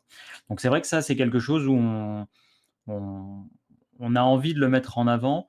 Alors peut-être même d'autant plus maintenant si on se mettait à inclure le mode croisade, parce que c'est vrai que si jamais on décidait de l'inclure dans nos parties, on aurait encore plus de matière sur lesquelles discuter, parce qu'en fait, on pourrait vous raconter plus en détail le fleuve de nos armées et justement qu'est-ce qui nous pousse à les articuler de telle ou telle manière. Donc cette idée d'une deuxième vidéo, c'est vraiment quelque chose que nous, on souhaiterait pousser, et très probablement avec cette volonté d'augmenter le nombre de parties de rapports de bataille narratifs, on partirait aussi sur ça. Après, c'est vrai que c'est juste de notre côté de comment s'organiser pour justement faire en sorte qu'on arrive dans nos tournages à tenir pour tourner les deux. Parce que pour le moment, tous les rapports de bataille ont été très longs à tourner, très douloureux. Ouais, on a amélioré le Pour ainsi dire. processus. Ça va. Maintenant, ça passe. Franchement, maintenant, c'est une partie avec un peu de prise de vue. Ça passe. Le boulot, il se fait après. Ouais. Mais le problème, tu veux, c'est qu'une partie avec un peu de prise de vue, ça veut pas dire que ça dure moins de 6 heures et que ça se termine pas à 3 heures du mat, tu vois. Oui, mais ça, c'est Donc en fait, au c'est final, jouer à Warhammer, ça. c'est qu'une partie et tout, si tu veux. Ok, sauf que tu t'es à 3 heures du mat, tu fais bon, allez, maintenant, on va raconter ce qu'on a fait. Tu vois. C'est jouer à Warhammer. Voilà, ça dure 6 heures, ça se termine à 3 heures du mat. Passablement exténué, fatigué, et éventuellement bourré pour une bonne mesure en plus. Bon, c'est le plaisir de notre passion. Je crois qu'on n'arrivera pas à séparer suffisamment effectivement le tournage de la vidéo en complément, l'espèce de making-of où on revient face caméra, plus en discussion, on revient sur la partie. On n'arrivera pas, il faudrait que tu viennes 2 jours, qu'on le tourne le lendemain matin, etc. Ce sera compliqué. À mon avis, notre seule chance est de miser sur la fatigue et l'ébriété et d'embrasser ce style pour que ça ajoute à la vidéo plutôt qu'à lui retirer, tu vois. C'est la boxe de l'homme sous, tu vois. Il faut... Je pense que c'est notre seule chance, tu vois. Il faut... Bon, 3 heures du mat, pas de problème. On pose le trépied, on pose la caméra, on se met sur le canapé, et on déballe, quoi. On déballe, on y va. Alors c'était comment? C'était génial, je suis crevé, j'ai envie de mourir. Voilà, on y va. On part dans cette ambiance-là, à mon avis. Ce sera notre seule chance. Il faut que ça fasse partie du truc. Il faut qu'on sente qu'on est épuisé, qu'on commence à divaguer. Voilà. On est arrivé au seuil maximal de notre VO2 max. Hein. On est exténué après une partie de 40K. Ouais. On n'a pas le choix. On n'a pas le choix. Voilà. Faut accepter ce qu'on ne peut pas changer. Mais oui, clairement, une vidéo en complément pour offrir aussi l'autre aspect du jeu. Ce ne sera pas un rapport de bataille en plus en direct, parce que ça, nous, on n'aime pas. Nous, on a déjà parlé. On trouve ça long, chiant, sans rien contre les gens qui le font. C'est le contenu en lui-même. Voilà. Il Il y en a pour qui c'est excellent, d'autres, non, ça leur parle pas. Et on fait partie de On ceux-là, en rejoint fait. la position. Donc ce ne sera pas un rapport de bataille en direct parallèle en plus. Ce sera une sorte de making-of, commentaire après partie, etc. etc. Ouais. Forcément. Alors, dernier tour de chat alors, et le petit don. ouais. Et puis on passe aux appels.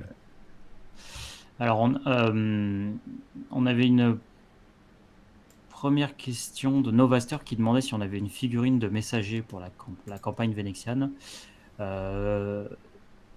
Non, et c'est volontaire. Il ne faut pas de figurine de messager. Le messager est partout à la fois, et il est tout le monde et personne. Et du coup, il ne faut pas le représenter en partie. Non, c'est quelque chose qu'il faut accepter, parce que même justement, on travaille avec des personnes sur des formats de vidéo, justement pour pouvoir vous proposer des exemples de conversion de figurines pour la campagne. Et justement, c'est quelque chose qui nous avait été soulevé aussi par cette personne-là, qui est Gandilf, que vous connaissez, parce que du coup, il a aussi travaillé. C'est lui qui a proposé les Primo Greens. Et justement, en fait, c'est quelque chose où ça donne. On a presque. Enfin, on est un peu appelé à vouloir faire une figurine de ce type, parce que c'est un personnage un peu énigmatique et un peu le nommé de la campagne, entre guillemets. Et en même temps, je trouve qu'il ne faut pas justement que cette figurine existe, parce que il ne faut pas la retrouver sur une table de jeu. Il ne faut pas qu'on... en fait, il faut que cette figurine respecte la même règle qui est celle de la campagne, qui est pas de personnage nommé. Dans le sens où, à la limite, si nous, on voulait s'amuser à la glisser dans un rapport de bataille, pourquoi pas. Même si, bon, au final, s'il se fait buter, qu'est-ce qui se passe, tu veux, fin de la campagne. Ça pose Tim un peu va la encore me le question aussi. buter, celui-là. Et encore Bah ouais, encore ça un que pose Tim un va peu me le buter. truc. Ouais. Tu veux, ça reste un personnage, enfin, ça reste un humain, donc après, on peut lui inventer des règles où il est un peu plus costaud parce que protégé par la foi ou que sais-je, mais en soi, ça reste un personnage nommé, et du coup, il peut pas être sur toutes les parties à la fois. Il peut pas être chez nous, chez vous, chez tout le monde, quoi. Donc, il y a un peu cette idée où justement, il faut le garder uniquement dans cette espèce d'état énigmatique, uniquement tel un Drix qui revient du désert pour ouvrir la porte d'une ruche et foutre le feu. C'est ça. Faut savoir que le messager, techniquement, bon, il n'est pas expressément prévu qu'on lui fasse une figurine. Comme a dit Timmy, ça pourrait être particulièrement saisissant de faire un rapport de bataille. Alors déjà, vous ne le jouerez pas. Ça, c'est clair. Vous ne le jouerez pas. Non. C'est pas le QG obligatoire par définition de toute armée de zélotes de 1500 points. Ça, c'est pas... Faut arrêter, vous savez, avec la mode des personnages spéciaux. En revanche, nous, on se réserve ce droit de pouvoir le faire, si ça nous branche. Et il y a des possibilités qui seraient stylées, bien que, comme le dit Tim, c'est toujours quelque chose d'assez risqué. Tu fais un scénario, headshot au premier tour, c'est compliqué. Bon. Néanmoins, on se réserve le droit de peut-être le mettre en scène si ça nous prend. L'idée d'organiser la fameuse ordalie que réclament les zélotes, là, tu sais, un passage par le feu entre le pape de Santarcus et le messager, ça me fait rêver. Après, bon, concrètement, une partie où tu fais passer deux personnages dans les flammes et tu leur fais faire des jets de sauvegarde, Et où les deux meurent. Ouais. Parce qu'il y a de fortes chances que ça se passe comme ça, tu vois. Ah, c'était du feu, on aurait pu y penser. Ouais, Blessure mortelle, ils sont morts. c'est ça, blessure mortelle, et 3 PV, ok. C'est à la fois l'idée la plus stylée qui soit... Non, parce que c'est classe, hein. Deux émissaires, vraiment, deux chefs de file, deux parangons d'un mouvement idéologique, se jetant dans les flammes au même moment pour laisser l'empereur laisser pas... Enfin, c'est super classe. Concrètement, en termes de partie 40K, je pense que c'est pas ce qu'on aura vécu de mieux, à mon avis. Je réfléchis à une possibilité de le mettre en scène en cours de campagne. Nous, on se réserve cette possibilité-là. Voilà, les gens ne pourront pas jouer le messager, ça c'est sûr. Dites-vous que c'est Uriontina, c'est des milliards et des milliards et des milliards d'âmes. C'est ça le truc. C'est un monde ruche, surpeuplé. Surpeuplé. C'est un truc démentiel, quoi. Bon. Et le messager, qu'est-ce que c'est? Juste un individu charismatique, voilà, qui parle, répand son credo, ses visions du warp. Est-ce que j'en dis trop à ce stade? Je ne sais pas. Ça figurera dans le codex de toute façon. Mais ceux qui sont doués du don de seconde vue, évoqués dans l'intro du fluff de Venetian Sector 2, bon, c'est pas trop difficile à comprendre, normalement, pour 40K, quoi. Mais, certes, par contre, vous venez de me donner une idée super stylée. Alors ça, et je la dois... Qui a posé la question, déjà? Timmy, tu te souviens? Comment il s'appelle? De quelle question on parle? Je me rappelle. La question, est-ce que le messager aura une figurine ou que sais-je? Non, mais je peux retrouver... Novaster. C'est génie de la musique dans le chat, déjà. Cédric Loire et Eldran Ustran. Bravo. Surtout Cédric Loire, d'ailleurs, en fait. Ouais, c'est ça. Juste ce génie. Bah, Novaster, ouais. Merci beaucoup. Tu viens de me donner une super idée d'une unité, un profil, un choix QG à intégrer dans le codex Zélote, qui n'est pas encore terminé. On va ajouter cette unité-là. C'est beaucoup trop classe. On va ajouter le profil du prétendu messager, tu vois. Et en fait, c'est un profil... Parce que personne voit vraiment son identité au messager. Personne voit qui c'est. Et quand bien même un ruchier attesterait du fait qu'il l'ait vu, oui, et alors, quoi. Enfin, c'est juste un mec, un qui mieux, un monsieur plus un, quoi. Il raconte son histoire. Bon, bah d'accord, super. Il n'est pas plus crédible qu'un autre. Donc, néanmoins, on imagine aisément qu'il puisse prendre à plusieurs personnes l'envie de se prétendre être le messager. Que ce soit le messager. C'est moi le messager. Ou que ce soit un Mais autre. non, c'est moi. Exactement. Et en termes de gameplay, ça je le vois très bien. Un QG, bon, d'un mec fragile en toge, hein, qui donne des bonus démentiels au moral à ton armée, mais c'est à double tranchant. Par certains biais en termes de jeu et tout, si par exemple il prend un peu trop cher, il n'est pas protégé par l'Esprit Saint, il n'est pas protégé par l'Empereur, qu'est-ce qui se passe? Si ton armée s'aperçoit que ça n'est pas le vrai messager, tu vois, ça n'est qu'un faux prophète, un imposteur, etc., ce bonus de morale se retournera contre toi, tu vois. Ils ont suivi un faux messager, quoi, putain. Ça, franchement, je pense que c'est un super profil à intégrer en QG. C'est quitte ou double, quoi. Tant que ton armée est crédule, tu vois, enfin, gobe le fait que c'est le messager. Gros bonus au moral, ils sont en présence de l'envoyé de l'empereur, du prophète et tout. À partir du moment où ça se retourne contre lui, la situation, ça joue dans le sens inverse. C'est très bon, ça. Je trouve ça très bon. C'est un bon choix. C'est un bon choix. Et en termes de jeu, vous pourrez vous marrer avec un faux messager, quoi. Mec, ouais, carrément. Carrément. Pourquoi pas? Pourquoi pas en faire un contaminé Gene Stealer si ça vous amuse? Ou tout simplement un mec en quête de gloire, en quête d'attention, en quête de... C'est génial. Franchement... ouais. Je sais pas si ça vous parle, mais moi j'aime bien l'idée, quoi. Et j'aime bien l'idée. Jean-Michel à peu près messager, nous dit Cédric Loire. C'est ça. C'est ça. C'est les Jean-Michel à peu près messagers. Ouais. Doctrax dit que c'est une super idée. Peut faire taper de grosses barres sur la table. Ouais. Lies Lobby demande, au sujet de la campagne, il serait cool d'en savoir un peu plus sur les zélotes. De notre côté, on a un joueur qui est tenté, mais il n'ose pas le choisir pour ne pas s'y bloquer un an s'il ne meurt pas. Je comprends. C'est normal. Pour l'instant, on va être honnête, c'est un peu léger en information. On aimerait vous dire que c'est un truc calculé, qu'on le sort au mois d'août, plus d'infos, ou au mois de septembre, volontairement et tout.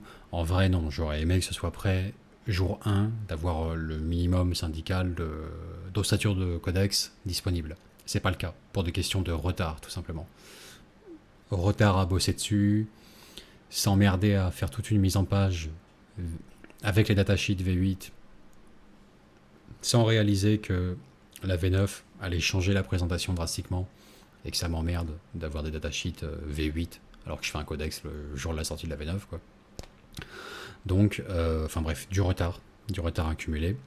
Donc, euh, moi je vise avant fin août, avant le 1er septembre, quoi. Avant le 1er septembre, le codex minimal est en ligne téléchargeable. J'ai dit minimal parce que il sera complet, il y aura l'ossature de tout ce qu'il faut et tout. Il y aura du fluff, il y aura les unités principales vraiment de l'armée, enfin dans toutes les catégories, élite, troupes, etc. que j'ai. Mais, comme je vous l'avais expliqué dans le dernier live, comme on va se faire des lives réguliers, entre guillemets, entre joueurs zélotes, pour partager les projets de conversion, de peinture et tout, des joueurs zélotes, ou de ceux qui veulent juste faire une petite kill team, 10 figurines, etc. On se fera des lives à travers le Discord de la campagne Venetian Sector. Eh bien, on se réserve le droit d'amender, d'ajourner le codex en ajoutant éventuellement une petite unité par-ci par-là, si quelqu'un a une idée de génie, ou une conversion beaucoup trop stylée, beaucoup trop facilement reproductible par d'autres et tout, on dira ok, on ajoute ça. Et seulement quand on déterminera qu'on est arrivé à un bon seuil de maturité, on fera vraiment une version hyper belle, propre, vraie présentation, couleur, un peu de copie vraiment de codex et tout, pour proposer des impressions, des choses comme ça. Bon, des impressions forcément gratos, parce que il y aura du matériel visuel, copyright et games, on ne pourra pas le commercialiser bien sûr, à proprement parler. Mais les impressions privées seront autorisées, donc il y aura un beau PDF, quoi. Voilà. Voilà. Donc, avant le 1er septembre, 90% du codex Zealot sera en ligne, gratuitement, téléchargeable. Et en cours d'année, une version beaucoup plus jolie, qui n'apportera pas vraiment grand-chose de plus en termes de jeu ou rien, mais qui apportera en revanche le côté esthétique, quoi. Si vous voulez jouer plus tard, des comment dirais-je, des clodos avec des armes par destination à tout va, quoi. Des hordes de fanatiques de tous bords. Comme ils n'ont pas vraiment d'iconographie ou de choses comme ça, c'est assez neutre. Vous pourrez les adjoindre à n'importe quelle armée. Ça peut faire plus tard aussi des cultistes du chaos, ça peut faire un soulèvement populaire, ça peut faire des milicias fraterris, enfin tout et n'importe quoi. C'est de l'humain fanatisé. Ça passe partout. Donc, voilà. Je crois qu'on a dit tout ce qu'il fallait sur les zélotes. Si vous avez des questions à la rigueur, spécifiquement ce soir, comme l'essentiel est là-dedans, je peux vous en donner des réponses, hein, mais... Justement, tu vois, Yellowbees demande, ce serait jouable d'avoir le flux mis en forme juste pour temporiser, car les datasheets, au pire, c'est pas ça qui donne envie de les prendre. Pour le coup, démarrer avec la vidéo de la campagne, c'est une bonne base, hein, parce que tu as quand même une bonne partie qui est justement centrée sur la présentation des zélotes. Alors après, il y a un truc assez marrant, c'est de se concentrer en fait sur ce moment-là, pas de le regarder de regarder toute la vidéo comme ça qui déroule, mais juste se concentrer sur ce morceau-là et lire entre les lignes en fait. Bien se concentrer sur le poids de chaque mot et tout ça. Et en fait, rien que là, tu vas commencer à percevoir des choses et la dimension en fait de ce que ça représente. Après, à partir de là, en fait, je pense que tu as déjà une bonne base pour commencer à imaginer toi-même, ou pour que la personne de ton groupe de jeu arrive à commencer à s'imaginer lui-même une armature d'armée, un petit délire ou une première escouade en tout cas, quelque chose qui peut le faire kiffer. Après, d'un point de vue figurine, si c'est plus ça aussi la question qui se pose, ça va tourner principalement autour de trucs comme Décodor, les gobelins de la Moria, que tu peux customiser pour leur donner des enfants en fait, des looks un peu d'enfants différents d'Uriantina. Si tu vas d'ailleurs sur Planet Wargame Insiders, il y a Hugo quand on a fait des conversions, enfin c'est overstylé, franchement, c'est vraiment, mais c'est incroyable. En plus, le prix de la boîte, c'est du délire. Le Seigneur des Anneaux, c'est 36 € les 30. Enfin, je veux dire, il y a rien d'aussi peu cher chez Games. Donc, vraiment, c'est un truc, vous pouvez faire des conversions, c'est un vrai kiff. Et après, tu peux aussi choper plein de vieilles références de battles qui sont encore en vente, genre les flagellants ou des trucs comme ça, et où, avec des switches de tête à droite à gauche et tout ça, tu peux avoir justement bah, tout simplement en fait des clodos. Parce que c'est ça le but, hein, le but des zélotes, c'est aussi de représenter des armées de clodos fanatiques, quoi. Donc après, à partir de là, si tu veux, fanatique, clodo, c'est quand même une bonne matière dans Warhammer 40 000, quoi. Donc, ou dans Necromunda et dans tous ces univers-là. Donc, je pense qu'il a déjà pas mal pour justement réussir à un peu savoir dans quelle direction se dirige le tout. Ouais, voilà. Et donc, objectif, comme on le disait en début de live, mois d'août, franchement, c'est campagne Venetian Sector. Tout ce qui va sortir comme vidéo, oui, il faut que je vous prévienne de ça. Enfin, je l'ai déjà dit en début de live, mais tout ce qui va sortir en vidéo d'ici jusqu'au 1er septembre, pas de vidéo fluff 40K, pas de trucs comme ça. Tout sera consacré à la campagne Venetian Sector. Tout. Et donc, parmi ces objectifs-là, effectivement, c'est avant la toute fin du mois, le premier live Zélote, le premier live de la rébellion, quoi. Le premier live du projet Codex, le peuple, avec la révélation du codex gratuit à télécharger, mise en page simple, hein, mais avec les datasheets et compagnie. Voilà. Donc ça arrive avant la fin du mois. Avant la fin du mois. Et en attendant, les autres projets de vidéos sous le coude, là, alors malheureusement, j'aurais aimé en poster une hier. Bon, c'est pas terminé, il faudra attendre un petit peu le retour des vacances. Mais c'est concernant les suggestions de règles pour gérer la mort des personnages. Si vous nommez votre QG, si vous lui donnez une petite histoire, bon, il faut bien que le malheureux puisse aussi vivre, certes, mais alors mourir. Une fois que vous lui avez donné vie, il peut mourir. Quelque part, c'est un peu comme Alessandro. un peu, si on veut. Mais même complètement, en fait. Oui. J'allais dire Pinocchio, moi. J'étais un truc un peu plus conte de fées, quoi. Mais non. Oui. Ils sont morts. Bref, voilà ce qui est au programme, donc. Que des trucs par rapport à la campagne. La carte du secteur en version très jolie. Ça, j'ai terminé tout à l'heure. Alors, je l'ai terminé. C'est un artiste, un Timothée, qui l'a fait. Il a fait un travail... c'est pas moi. Hein. Extraordinaire. Après, j'ai dû faire un peu de recolorisation dessus, pour que ça corresponde plus à mes choix. Tout ça, j'ai changé les couleurs, ce genre de trucs.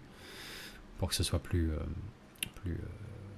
Enfin, que les planètes soient plus identifiables de loin, et qu'on reconnaisse mieux, que ça corresponde plus au...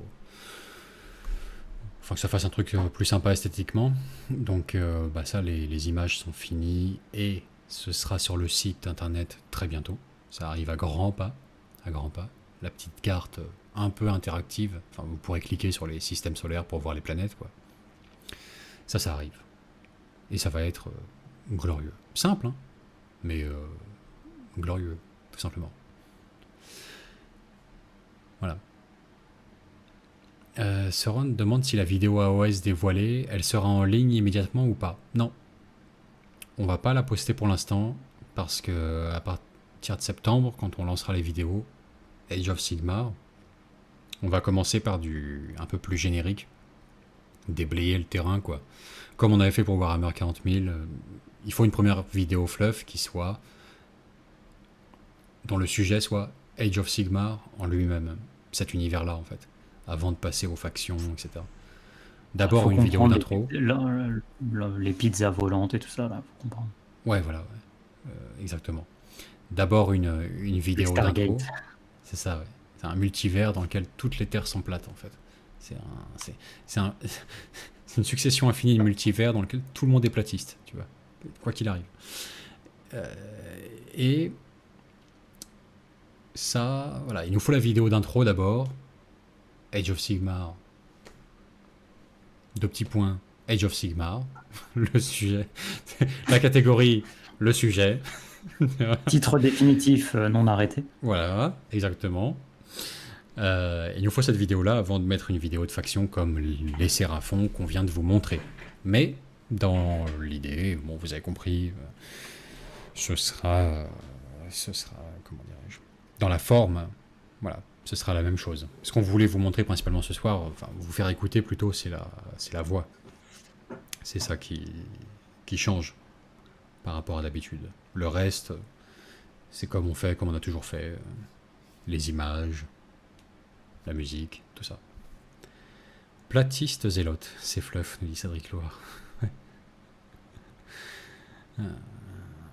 Je pense que c'est difficile d'être platiste en tant que ruchier parce que les cités ruches sont tellement hautes, avec 20 km de hauteur moyenne, hein, que on aurait tendance à voir la courbure, je dirais. Après, c'est au sommet. C'est vrai que c'est seulement les privilégiés. On a une élite, on a le top 1% qui peut pas être platiste parce qu'il la voit de son balcon, en fait. Hein, là. Il voit la putain de courbe. Il voit les autruches dont on voit que la petite pointe, et si on se rapproche, on voit tout le truc se dévoiler. Enfin, bon. Mais le 99% qui est enfoncé plus bas dans la ruche, dans l'enceinte hermétique, effectivement, eux, ils peuvent développer tout un panel de cosmogonies très différentes, puisqu'ils ne voient pas le ciel. Donc, ça peut être assez intéressant. Ouais. Voilà. Alors, Age of Sigmar, c'est un peu comme Planescape. Ouais, c'est complètement comme ça. Ce que j'avais trouvé fascinant dans Planescape est fascinant dans Age of Sigmar. C'est complètement ça. C'est le fait d'imaginer une ville en forme de pneu dans l'espace, qui mène vers différents plans d'existence. C'est exact, c'est la même chose à Age of Sigmar, le même délire. Et curieusement, quand j'ai vu ça pour la V2 d'Age of Sigmar dans leur fluff, ça m'a pas du tout fait l'effet gros voleur, rip-off, machin. Ça fait genre génial, magique. C'est super. Un truc auquel de toute façon, une version de Donjons et Dragons à laquelle plus personne ne joue. Enfin, à ma connaissance, ça a peut-être changé. Mais là, au moins, ça revit sous cette forme-là. Ce multivers-là, ça me fait délirer. Ouais. Et je me souviens, à l'époque, ça se vendait que au marché noir, les suppléments Planescape. Voilà. Il y a peut-être une réédition depuis. Ils ont dû calculer l'effet un peu de hype autour de ça. D'acheter ça à prix d'or sur le marché de l'occasion. Enfin bref. Libre antenne, mon Timmy ? Ou tu vois un commentaire ? Non, vas-y. Lance la libre antenne et puis on... Alors, libre antenne. J'avais vu quelqu'un poser la question du schéma de... Ah oui, bibliotrotteur. Est-ce qu'il y a un schéma officiel pour peindre les Skitarii de Rutilia ? Après les visuels, c'est du bleu, mais j'ai pas plus d'infos. Oui, complètement. Il y a un schéma 100% officiel et il y en a un seul d'approuvé. Et si tu veux la recette concrète, tu peux te rapprocher de moi sur Messenger, par exemple, ou n'importe. Enfin, tu me laisses ton contact sous la vidéo, tu rejoins le Discord Venetian Sector ou alors notre groupe Facebook. Tu me contactes. Et effectivement, ça va être du Balthazar Gold pour l'armure, le métallique et tout. Et du Calidor Sky pour le bleu, des capes. Celui-ci, il est bien défini. On se permet ça. Vous pouvez bien sûr jouer des Skitarii de toutes les couleurs que vous voulez. Ce sont des Skitarii qui appartiendront à la force Aguerris. Ou même qui viennent d'ailleurs. Hein. Ils viennent tout seuls, ils font le voyage tout seuls d'ailleurs dans la galaxie.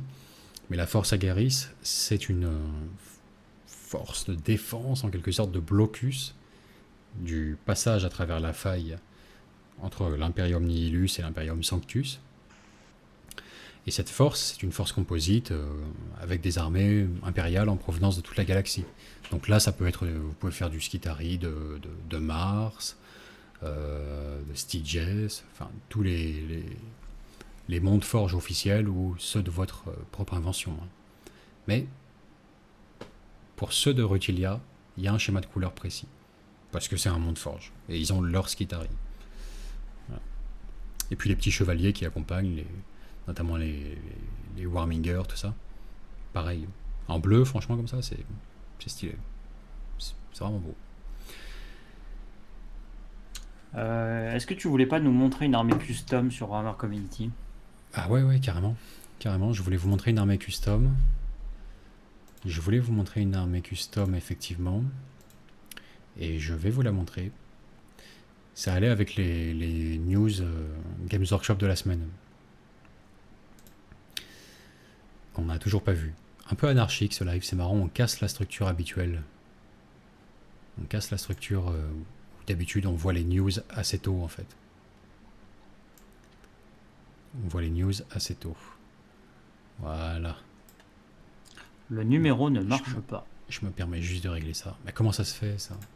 Alors, comment ça se fait? Comment? Pourquoi en fait? Je ne comprends pas. Est-ce que tu peux essayer, Tim, un petit coup de fil comme ça? Alors, je vous montre ça en attendant sur Warhammer Community.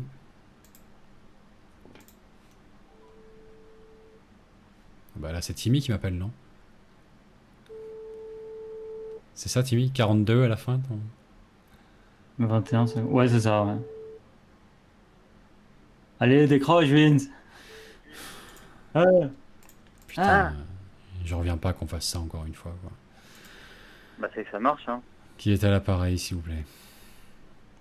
Arrêtez Allô? d'occuper la ligne, hein, il y a des gens sérieux qui veulent. Ceci est une ligne professionnelle, monsieur.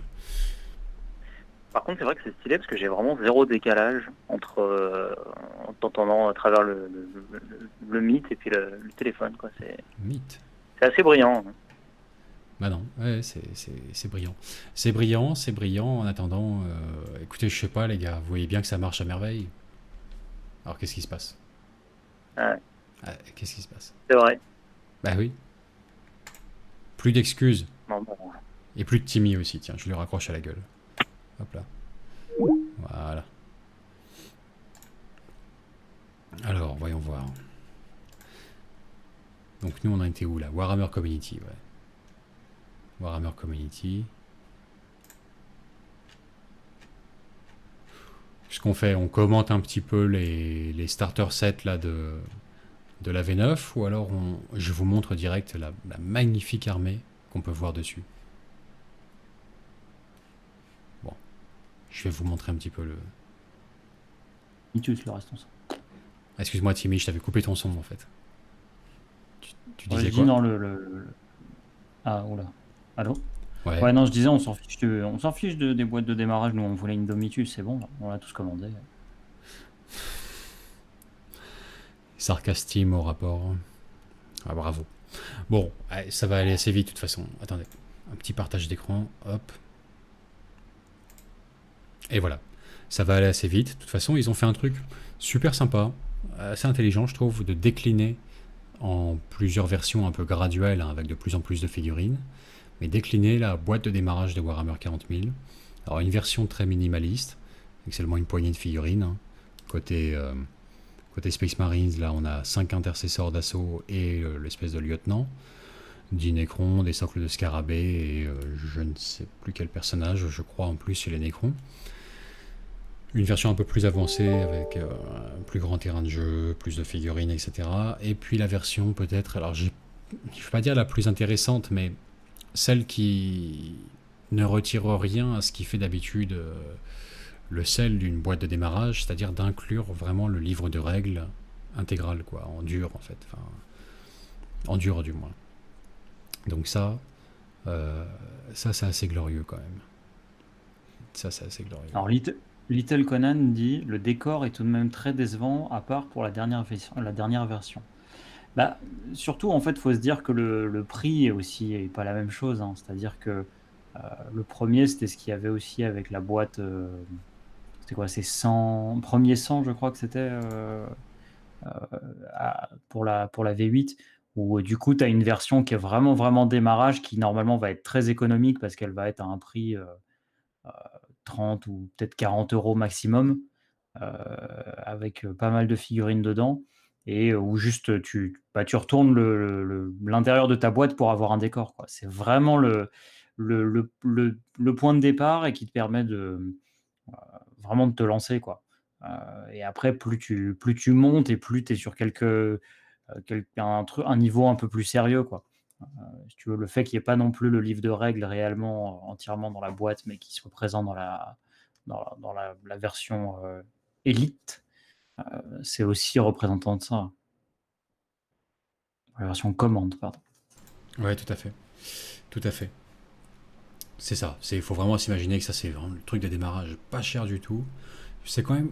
Je trouve que c'est un bon produit, c'est pertinent, c'est une bonne idée. Alors, évidemment, un passionné et expérimenté, bon, le décor imprimé en carton, ouais, ça laisse à désirer naturellement, mais c'est parce que c'est pas un produit qui t'est destiné directement.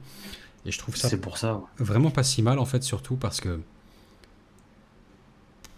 pour ceux qui ont commencé Warhammer 40 000 il y a quelques années quand même, un petit bout de temps, depuis un petit bout de temps.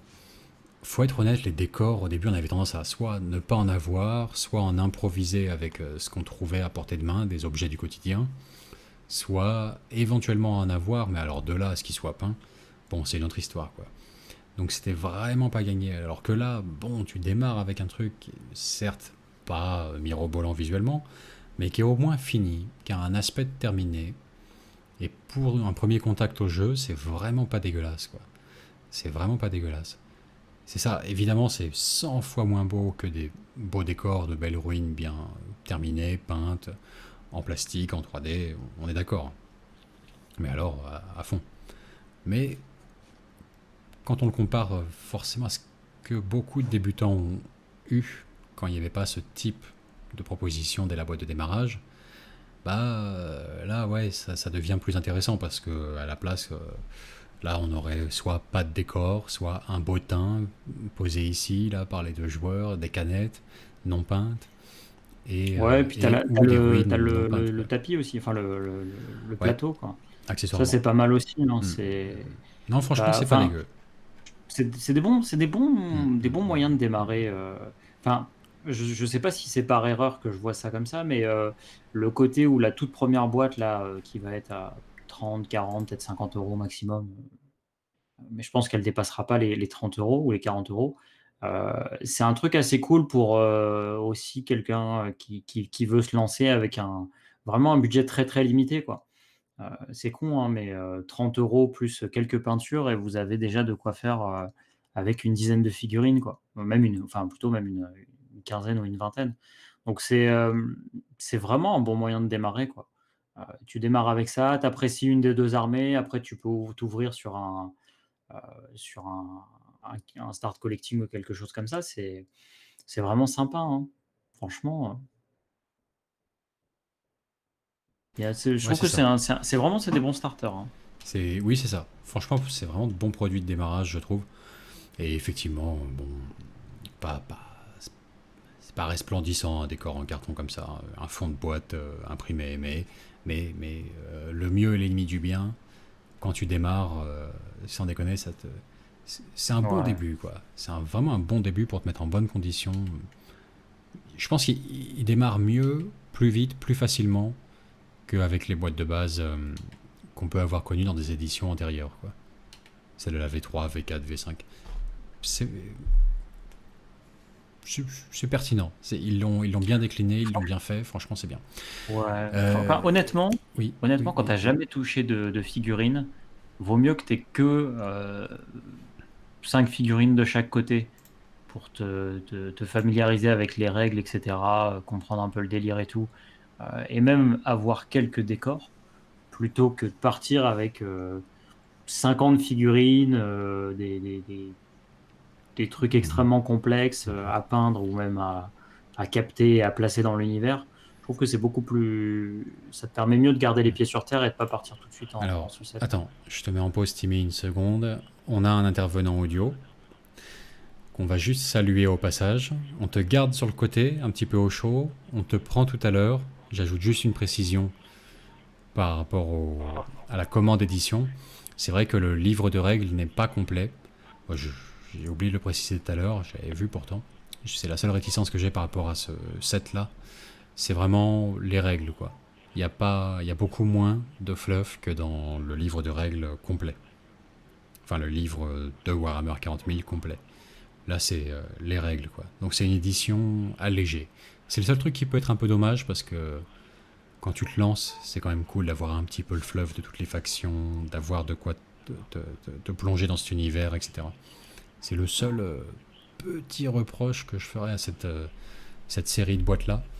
C'est un monde potentiel futur. C'est aussi à ça qu'il faut penser avec la numérisation que beaucoup appellent de leurs vœux, de leurs souhaits.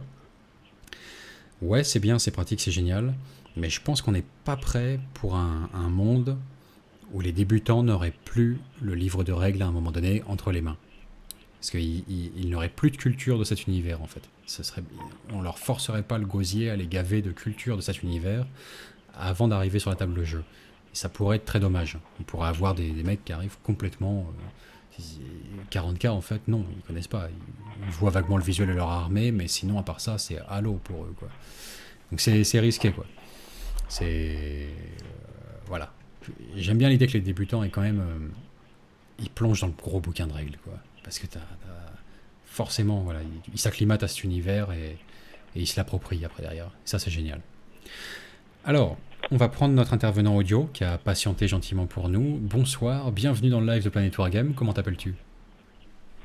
C'est Lixo, comment vas-tu, enfant ? Ah, Lixo. Ah bah ça va ouais, super. Bah maintenant, je suis bien content que tu me prennes de côté. Pardon, non, je me trompe. Lapsus. Comment vas-tu ?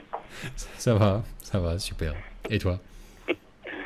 Ça va. Pour une fois, je suis disponible, donc je vous ai suivi ce soir un petit peu. Bon, Ouais. comment te dire ? Du coup, déjà pour commencer, Tim, j'ai bien reçu la commande de Mirabelle à l'eau de vie, de poire à l'eau de vie et tout ce qui va bien pour septembre. Hein. C'est bon, c'est préparé. Je te dépose ça dans 1 ou 2 semaines. Ah, merci. Oui, bah, c'est bien ça pour le changement de la chaîne, là, en ASMR. A priori, ouais. Tu semblais... Apparemment, ouais.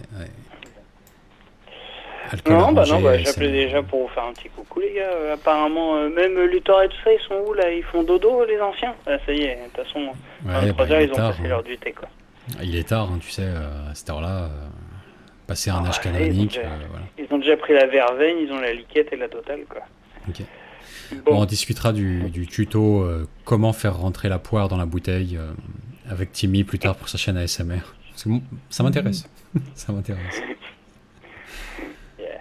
Bon, j'allais te dire, du coup, pour déjà des nouvelles. Déjà une petite question pour vous deux. Pour le Vexian Open, je sais pas quoi prendre. Vincent, tu choisis l'armée que je prends, s'il te plaît. Ah ouais, t'en es à ce stade, d'accord. Ok. Ah oui. J'hésite juste à te faire du zélote ou à te descendre enfin les orques. Attends. Est-ce que tu ramènes une armée de ta collection ou est-ce que tu te lances dans une nouvelle armée, quoi qu'il arrive ? De toute façon, c'est soit je te fais une armée de zélotes, mais bon, Ouais. septembre, en 1 mois, ça va être un peu chaud. Ouais. Ou je te descends les fous du volant. Ah. Putain, mon cœur balance. Hein.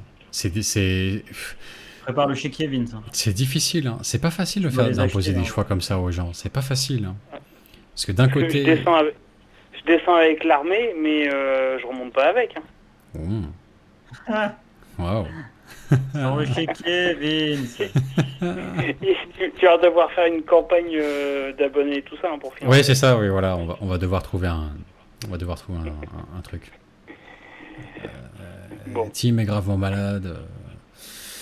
Ouais, on va devoir organiser un petit timiton pour financer ce projet. Mais ouais, ça peut se faire. Ah ouais, Les moi je ailerons dirais du que feu. tu peux t'en prendre qu'à ta propre parole pour le coup. C'est vrai. C'est vrai. Comme souvent. Donc, Non, ah ouais, avec plaisir. Non, c'est vrai que le choix est vraiment cornélien. Hein. Parce que les zélotes, c'est un peu l'armée de la campagne. Parce que c'est une armée de créer toutes pièces, etc. Et en même temps, les fous du volant, enfin les conversions d'orques en mode fou du volant, on n'a pas vu grand-chose de plus glorieux quand même depuis un paquet de temps. Hein. Donc, Surtout que là, je suis sur des Death Dread, comme ils disent maintenant, les jeunes, des boîtes qui tuent pour les vieux. Je suis sur des Death Dread tribunes. En gros, au lieu de porter leur tronçonneuse sur le côté, c'est des planches et tu as les bandes d'orques qui sont dessus pour faire les tribunes, comme pour un GP, quoi. Donc j'en ai encore un peu sous le pied, hein, t'inquiète pas. De toute façon, je viens avec notre bon et cher glorieux maître Alaric, hein, donc on va vous noyer sous les figurines. Ça va être mortel. Et je rappelle au fait pour nos auditeurs que oui, on s'organise une rencontre globale dans le sud, dans le cadre de la campagne Venetian Sector. Voilà. Le Venetian Open. Et c'est organisé avant tout et en premier lieu par Hugo, clairement, même s'il y a plein de petits copains à lui, locaux, qui prêtent main forte, etc.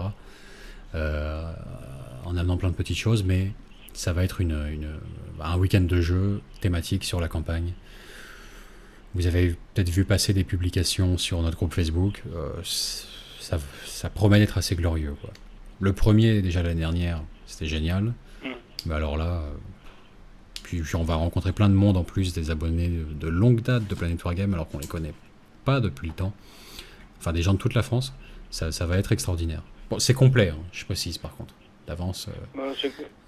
C'est complet, c'est pas grave. Au pire, s'il en faut une autre édition, je ferai une édition normande pour les nordistes. Place restreinte, forcément, nécessairement. Salle, association, Covid oblige, enfin tout la complète.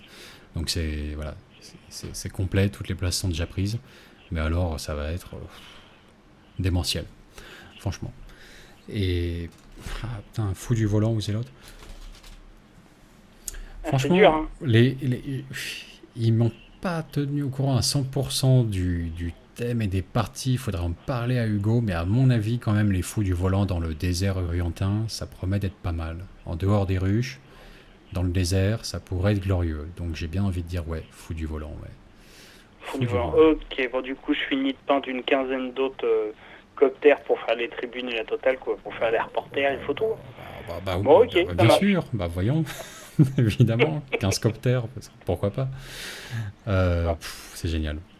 C'est génial. Non, du coup, c'était pour valider ça. Ok, et sinon, j'allais dire, pour cet homme, parlons un peu plus sérieux. Tout à l'heure, vous parliez justement des rapports de bataille narratif et on va dire des parties de 6 ou 7 heures de long là, qui traînent. Est-ce que vous n'avez pas pensé tout simplement pour ces parties narratives que vous avez filmées, de les faire jouer, d'avoir d'autres gens qui jouent la partie et vous de faire que le scénario et la prise de vue? C'est ce que je veux dire? En gros, ouais, tout à fait. Comme ça vous fait toujours profiter du travail scénaristique que vous faites et tout ça, et ça permet de faire jouer et même faire passer des armées différentes au passage. Ouais, complètement. On y a pensé, on y a totalement pensé. Excuse-moi, je rigole juste parce que... qui fait joujou avec son micro pendant ce temps-là. C'est ça qui me fait marrer. Mais on y a... Il y a une fascination pour les grosses boules. On y a complètement pensé. Oui, on a changé le processus de tournage justement dans le but que ça puisse être exploitable comme ça avec le tout venant un petit peu. Par contre, il faut que ce soit à la maison, chez moi, ça force le déplacement et il y a certaines conditions, juste c'est un peu comment dirais-je, non mais encadré de rideaux et compagnie pour occulter la lumière et faire des fonds noirs et 4 gros spots et tout. C'est juste, il faut être prêt à venir jouer dans une petite pièce où il va faire 50 degrés.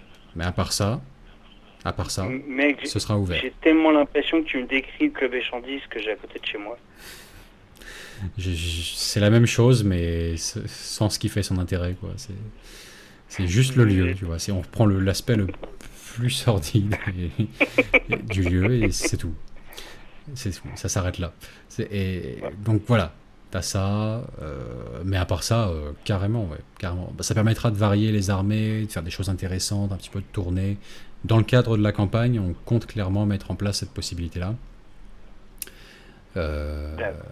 Et faire des rapports comme ça qui permettent de varier un peu les armées, voire d'avoir 2 belligérants qui s'affrontent avec leurs armées respectives dans ce qui nous sert de studio de tournage, et nous on ne fait que la partie visuelle, prise de notes, rédaction, narration, quoi. Mais donc on peut avoir complètement 2 joueurs, nous on ne joue pas. Ce qui compte, c'est le rapport de bataille, quoi. Il n'y a pas de problème. Donc oui, pour te répondre, ça devrait arriver au cours de l'année, voilà, avec des volontaires qui veulent venir jouer jusqu'au secteur Créteus. Il manque plus que du coup le centre hobby Planet Wargame pour finir ça, quoi. Bah, ce serait le pied. Hein. Ce serait le pied. On a déjà fait les plans. On a fait les plans dans un live, donc on a fait le plus gros. Maintenant, il n'y a plus qu'à, quoi. Il n'y a plus qu'à mettre les choses en place. Yep. On a fait les plans. C'est le principal. Donc bon. Voilà. Voilà. Bah, je vais laisser de la place peut-être aux petits copains et tout ça. Mais bah écoute, au plaisir de vous revoir. Surtout passe de bonnes vacances. Ouais, merci infiniment. Merci infiniment. Pareillement si t'es en vacances, toi également. Encore un peu, mais bon. Ouais, bon bah profite de ce qui reste. Et puis bonnes vacances à Timmy aussi. Je sais pas s'il va y être en même temps que toi, mais bon. Merci. Non, pour le coup, non, moi c'était pas de vacances. Ouais. Pas de vacances. Voilà. Pas de Pas de vacances repos pour les braves. C'est ça. Bon, bah, on se voit bientôt, alors avec plaisir, Elixo, au Venetian Open, et puis peut-être qu'un jour, on arrivera à venir en Normandie, chez toi, pour te rendre visite.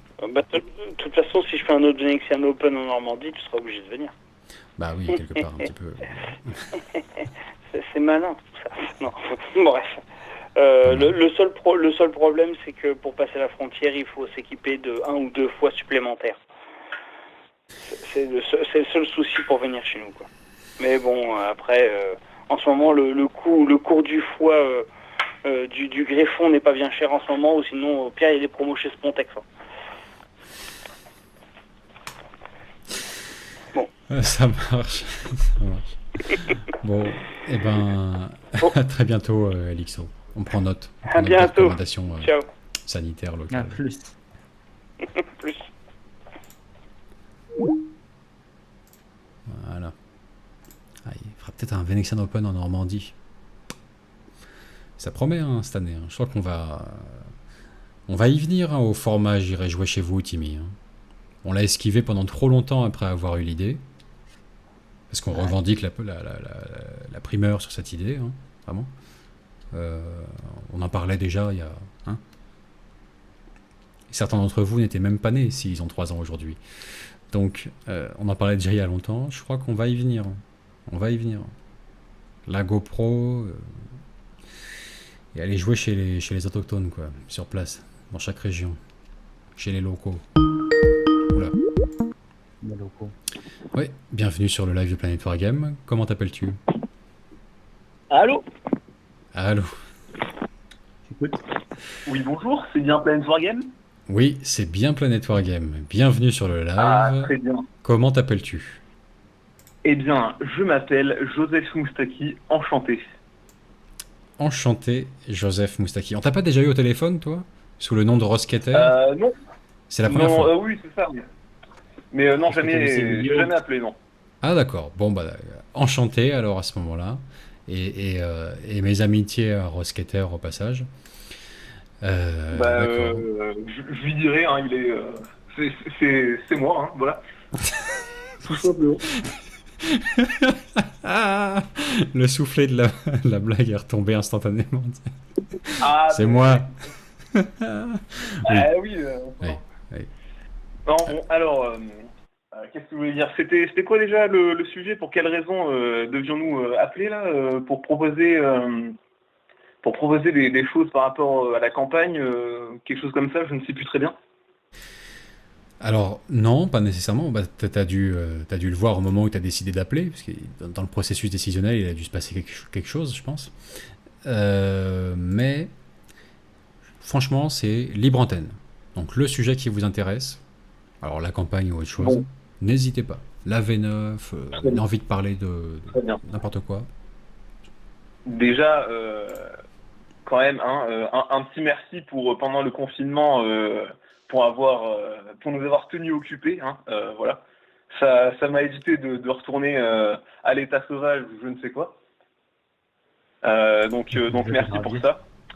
Et, euh, et qu'est-ce que je voulais dire? Oui, j'aurai le plaisir de vous voir au Venexian Open.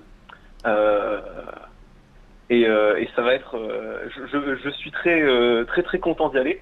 Ça me fait plaisir. Ah ouais, tu viens, d'accord, génial, génial. Oui, parce que le sud de la France, il y a ma grotte qui est planquée pas loin. Donc voilà. Ah ouais. Non, mais il y aura tout le monde en fait à ce truc. On va rencontrer tous les noms récurrents qu'on voit sur la chaîne dernièrement. C'est génial. J'en ai bien l'impression. Voilà. Bon bah sinon, franchement, pas grand chose à vous dire, hein, mais merci pour ce que vous faites. C'est comment dire, c'est fort divertissant et longue vie à Planet Wargame. Bah, Voilà, tout merci simplement. beaucoup.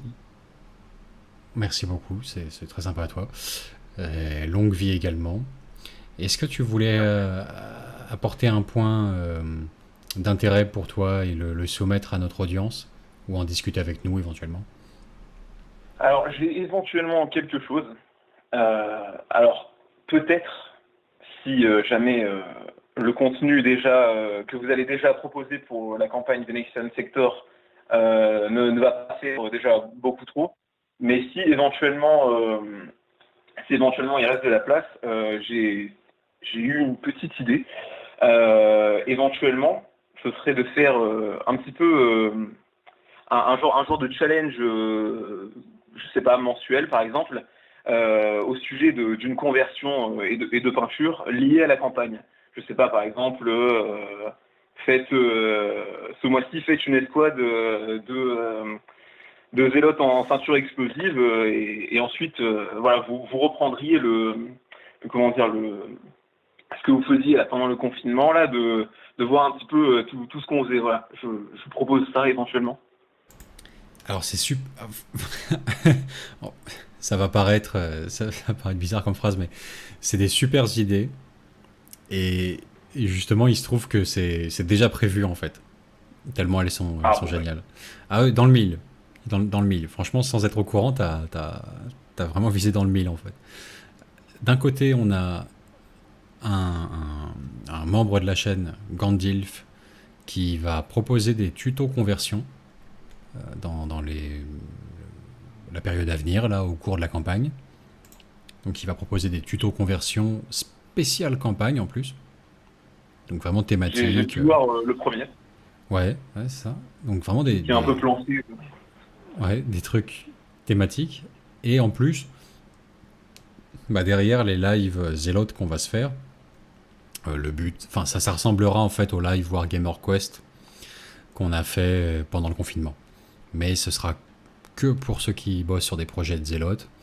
Et ça se passera plutôt à travers Discord, enfin sur YouTube, hein, dans les vidéos. Mais on ira chercher les photos et les intervenants audio sur Discord au lieu de sur Facebook. Voilà. Mais ce sera des lives vraiment où on passera en revue les projets de conversion et de peinture de zélotes, de la communauté. Un par un, on les fera passer, tous ceux qui veulent défiler, venir présenter leur petite conversion, etc. On leur réservera une place au choix dans le live, soit juste pour montrer leurs photos sans qu'ils soient là, soit s'ils veulent intervenir en audio à travers Discord, très bien, comme ça on en discute, c'est encore mieux. Et puis il y aura les tutos conversion de Gandilf, donc c'est vachement proche de ce que tu suggérais, quoi. Alors ouais, Bah, on va le faire. ma foi, très bien. Ouais, mais Tout simplement bien parfait. joué, bien joué. Mm, mm. Je sais même pas si à ce stade, t'étais pas au courant de tout et tu nous as habilement tendu la perche pour qu'on puisse l'exposer aussi au public parce qu'il nous a offert une transition parfaite. Parfaite. Non, non, malheureusement, je ne joue pas de Zinch, hein, mais c'est vrai que ça m'a semblé pas non, un peu naturel que quelque chose dans ce genre arrive. Voilà. Ouais. Et bah c'est parfait, magnifique. Bah on te remercie Joseph Moustaki, Inquisiteur Moustaki. Bravo pour les vidéos. J'avoue que j'ai pas encore regardé la seconde. Je la regarderai très bientôt. J'ai regardé que la première pour l'instant. Oh, c'est fait à la piste. Hein. Ouais, bah non mais c'est très bien. Bonne Ça peut être bonne de la bonne introduction piste, dans la mais bon, campagne. attention, quoi. Ouais, bon premier pas dans la campagne, franchement excellent. Donc Merci. voilà. Si vous êtes intéressé par la campagne Venetian Sector, vous pouvez trouver alors soit sur notre groupe Facebook où Joseph Moustaki a relayé ses vidéos qu'il a faites, des petites vidéos pour s'introduire dans la campagne Venetian Sector. Vous pouvez aller les regarder sur notre groupe Facebook. Soit, est-ce qu'on peut te trouver facilement sur YouTube? Si je tape Venetian Sector, il n'y a pas 50 000 résultats, on devrait te trouver, non? Ah, normalement, quelque part, Ouais. il y a une tête de chauve qui traîne. C'est là. Hein. C'est là qu'il faut cliquer. Non, mais sinon, si vous tapez Joseph Moustaki, a priori, Joseph Moustaki et Venetian Sector, normalement, il y a un résultat. Quoi. Oui. Sinon, vous avez un millefeuille avec une couche de Planet Wargame, parce qu'on doit bouffer pas mal le slot de Venetian Sector dans le référencement, nous, je pense. Hein. On est Avec, relativement un bien truc placé par sur ce semaine, mot-là. les projets des participants. Il y a- et tout il y a ça, moyen, ouais. Ouais. Et une Et couche de les- Georges Moustaki à chaque les- fois. Et ça alterne. Tac, tac, tac. Hop, hop. Moustaki. Ouais, Planet ouais. Wargame. À mon avis, c'est le risque. Hein. Je crois que c'est le jeu du référencement qui va faire ça. Enfin bon, tentez votre chance. Joseph Moustaki, Venetian Sector. Vaut mieux que ce soit vos vidéos avant les miennes, hein, parce que, bon, voilà. Ouais. C'est un bien modeste travail. Bon, non. Allez voir ça, vous allez voir, c'est pas si modeste que ça. C'est pour un joueur, un participant, franchement, c'est super entrée en matière. On te remercie beaucoup de ton appel. Et C'est moi qui vous remercie. on te dit à très bientôt. Du coup, on va pouvoir te serrer la main bientôt. C'est génial, ça. On va rencontrer plein de monde. Ouais. Non, il y a toujours le Covid, mec. Ah ouais, bon, on va pouvoir te checker du coude bientôt, j'imagine. Angela Merkel style, là, le coude. Ouais, bon, on va... Je pense que cet événement va être terrible, mais dans le bon sens, quoi. Ouais. Ouais. 17 morts à Téhéran. Bon, ouais, allez, hâte d'aller clusteriser tout ça. On se voit bientôt, on te souhaite une bonne soirée. Bonne soirée, allez. Au revoir, ciao. À plus, ciao. Salut. Ah, il a raccroché avant. Ok, parfait. On a un intervenant suivant. Il est où? Je le trouve pas, il est caché. Désolé pour la sonnerie à travers le live. Hein. Je sais que c'est pas très confortable. Hein, pour... Bon, bref.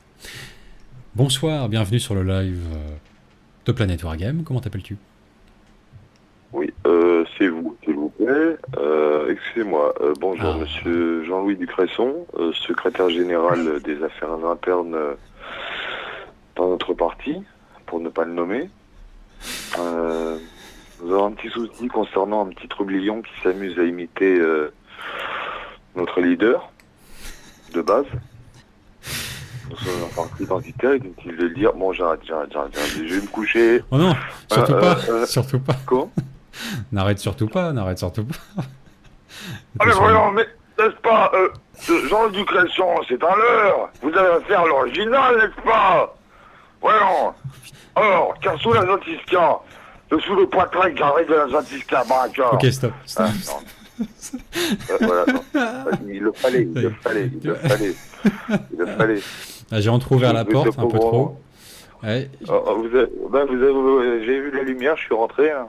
Ah bah forcément, puis Et pour bah aller c'est bon. s'installer, Et bah quoi. voilà, et puis je sors. Mes respects. Et la relique Bim Bam Boum, voilà, je ferai pas de la rime qui va avec, mais parce que c'est vulgaire. Donc non, bah ça va, c'est Gérard Moldave en pleine forme. Il y a des bonnes choses à venir autour du hobby, des bonnes choses à venir auxquelles je participe. Ah bah avec plaisir, Je n'en dis pas plus. toujours Je n'en dis plaisir. pas plus. Et Ouais, Venexian, ouais. je serai là avec Korn pour ceux qui suivent depuis le début. Et il n'y aura pas trop de... On fera attention à ce qu'on fait. Ah bah c'est parfait, c'est génial, c'est On génial. revient Voilà. pas le déplacement pour les parties en 800 tours, tout ça. Voilà, bref. Si on peut avoir voilà, la délégation diplomatique de Moldavie du Nord dans le respect des protocoles de rigueur quand même, alors là c'est parfait. Parfait. Oui, c'est la moindre des choses, voyons. Ce serait... Ouais. Je serais bien, je serais fort disgracieux de ne pas faire, de faire l'inverse. Tout à fait. Bref. C'est Bon, bien. bah, bonjour. On a l'état d'esprit ambassadeur. Content, C'est la parfait. relique est bien. La Ouais. relique est bien, pas déçu. Bonne chaîne, pas de soucis. Voilà. Longue vie à Planet Wargame. Le bonjour à Timothée. Salut. C'est pas trop Salut. comment l'appeler. Mes Si respects. le bourg, c'est pas. monsieur. Ça doit être du jus d'ananas moulave, ça se sent. Eh ben, merci beaucoup, merci beaucoup. Je te confirme que ton nom de Gérard Moldave est bien sur la relique, resplendissant, hein, Gérard Moldave. Et puis sur ce, mes amitiés moldaviennes, et à très bientôt. À très bientôt, je vais me coucher, j'en peux plus. Ciao, bonne courage. nuit. Porte-toi bien. Porte-toi bien surtout. Ouais. À bientôt. 10 minutes de sanité dans une journée de folie. Sursaut de sanité. La Moldavie qui débarque, on est dans Charles B. Oui, effectivement. Presque envie de le garder en dernier appel. Quoi. Ah, c'est parfait, c'est parfait. Qu'est-ce qu'on a dans le chat depuis tout à l'heure? Est-ce que, alors, il est complètement possible que j'ai loupé des messages, Timmy, ou des dons, ou des machins, parce que moi je suis sur les appels là. Est-ce qu'on a loupé un Not truc much, enfin pas de questions. en tout Ouais, cas. ouais. On avait Joseph Moustaki qui nous disait dur d'être un wargamer. Effectivement. Et ouais, dernier petit tour de chat, hein, gentiment, je propose, et puis on se quitte là-dessus. Ça vous va? Ça vous va, les gars? Donc, si vous avez la moindre question portant sur, ou idée, ou suggestion, sur la programmation vidéo là, à partir de la rentrée, l'état d'esprit sur lequel insister, les petits segments vidéo à développer, ou au contraire, à supprimer, et ben c'est le moment de les formuler, quoi. C'est le moment de les formuler. Ouais. N'hésitez pas. L'armée sur Warhammer Community. Putain. Non mais... Comment il peut y avoir autant de personnes qui regardent ces lives? Ok. On va essayer de se comporter en professionnel. Voilà. Ça y est, on y arrive. Je vous en ai parlé en début de live. Elle arrive. Bon alors. À part s'amuser à jouer aux critiques en brodant beaucoup et en faisant des assemblages de mots sur ce qu'on voit à l'écran, très franchement, je crois que je pourrais tout aussi bien me taire et faire défiler les photos pour cette armée d'AOS entièrement convertie, complètement délirante, sur le thème du gnome. Mais ça va bien au-delà de ça encore. Alors on peut voir que le corps de son armée, ouais, c'est des gobelins de la nuit convertis. Hein. Alors dès qu'on leur ajoute une barbe et qu'on fait une teinte couleur chair, c'est vrai qu'instantanément c'est des gnomes, quoi. C'est des gnomes. Et alors, là, ça commence déjà à prendre une autre tournure, avec vraiment le thème très bon Sylvain, là, enfin, forestier qui revient sur le devant de la scène, mais revisité pour son armée de gnomes. Ok. Les hommes arbres avec un design complètement différent, etc. Et alors là où je commence à adorer, moi pour ma part, c'est quand ils commencent à intégrer des personnages hétéroclites, des espèces de mages, un petit peu de toute provenance, qui canalisent l'énergie magique là dans des espèces de... Comment on pourrait appeler ça? De réservoirs, quoi, de batteries. Il l'explique dans le fleuve de son armée. Et vous allez voir, il garde le meilleur pour la fin. Là, il y a de l'inventivité quand même à l'œuvre. Hein. Il y a de l'inventivité à l'œuvre dans l'utilisation de cette pièce de Warhammer 40 000 pour faire ce mage-là en particulier. Là, ça commence à être un petit peu sérieux. On commence à voir que le gars n'a pas peur d'aller chercher et chez les Skaven, et dans 40K, et dans AOS pour faire ses personnages. Et là, ça va être mon coup de cœur, moi. Des grosses pièces de son armée, un assemblage complètement délirant, moitié steampunk, moitié ésotérique, on ne sait pas trop quoi, tiré par un géant. Et là, ça devient du délire complet. Là, très franchement, cette armée, je vous jure, c'est une des plus grosses claques que j'ai prises dernièrement dans la figure par rapport au hobby. L'inventivité, l'audace de ce projet, je le trouve démentiel. Démentiel. Vous voyez comment il va chercher, réutiliser des pièces à droite à gauche qui appartiennent à différentes armées, mais en même temps assemblées ensemble et harmonisées par la peinture et le thème et la composition de ces conversions. Eh bien, il y a toujours un fil conducteur, hein, il y a un truc global. Alors ce truc global, ça dit bronze, ça dit laiton, ça dit réserve, vapeur, soute, cuve, alambic, tuyau, bon, planétarium. Et ça forme un tout cohérent, quoi. Ça forme un tout cohérent. Et il va piocher du Skaven, du Caradron, tout ce qu'il veut, à droite à gauche, et ça fait un truc phénoménal, quoi. Ça fait un truc phénoménal. Le côté très primordial, en fait, de ce qui pourrait être des Sylvanettes, mais n'y ressemble pas. C'est qu'il y a plus vraiment un air plus brut, plus forestier encore, plus naturel, quoi. Mais alors, mélangé à ce côté steampunk alchimiste, là, c'est délirant. Franchement, respect. Moi, je trouve ça magnifique. Sur toute une armée comme ça, la thématique totalement personnelle, choisie, mais qui est en même temps pas déconnante par rapport à l'univers d'AOS, c'est juste génial, quoi. C'est génial. C'est absolument glorieux. Moi, je trouve ça délirant. Je sais pas ce que t'en penses, Timmy, de cette armée, mais moi, c'est un gros coup de cœur. C'est intéressant. C'est intéressant. Il y a des choses que j'aime plus que d'autres. C'est vrai que c'est fort de voir la réussite en fait de lier des choses aussi organiques avec des armées sylvaines justement avec de l'elfe et enfin ce qu'on apparente plutôt là avec des elfes ou des choses comme ça là, c'est-à-dire les parties sylvanettes. Et en fait, d'arriver à lier ça avec du steampunk, c'est vrai que c'est assez étonnant. Mais en fait, remplacer le côté vapeur du steampunk par du côté magie verte que tu retrouves justement dans les esprits de la forêt, entre guillemets, bah, instantanément, ça marche bien. Et après, s'appuyer sur l'aspect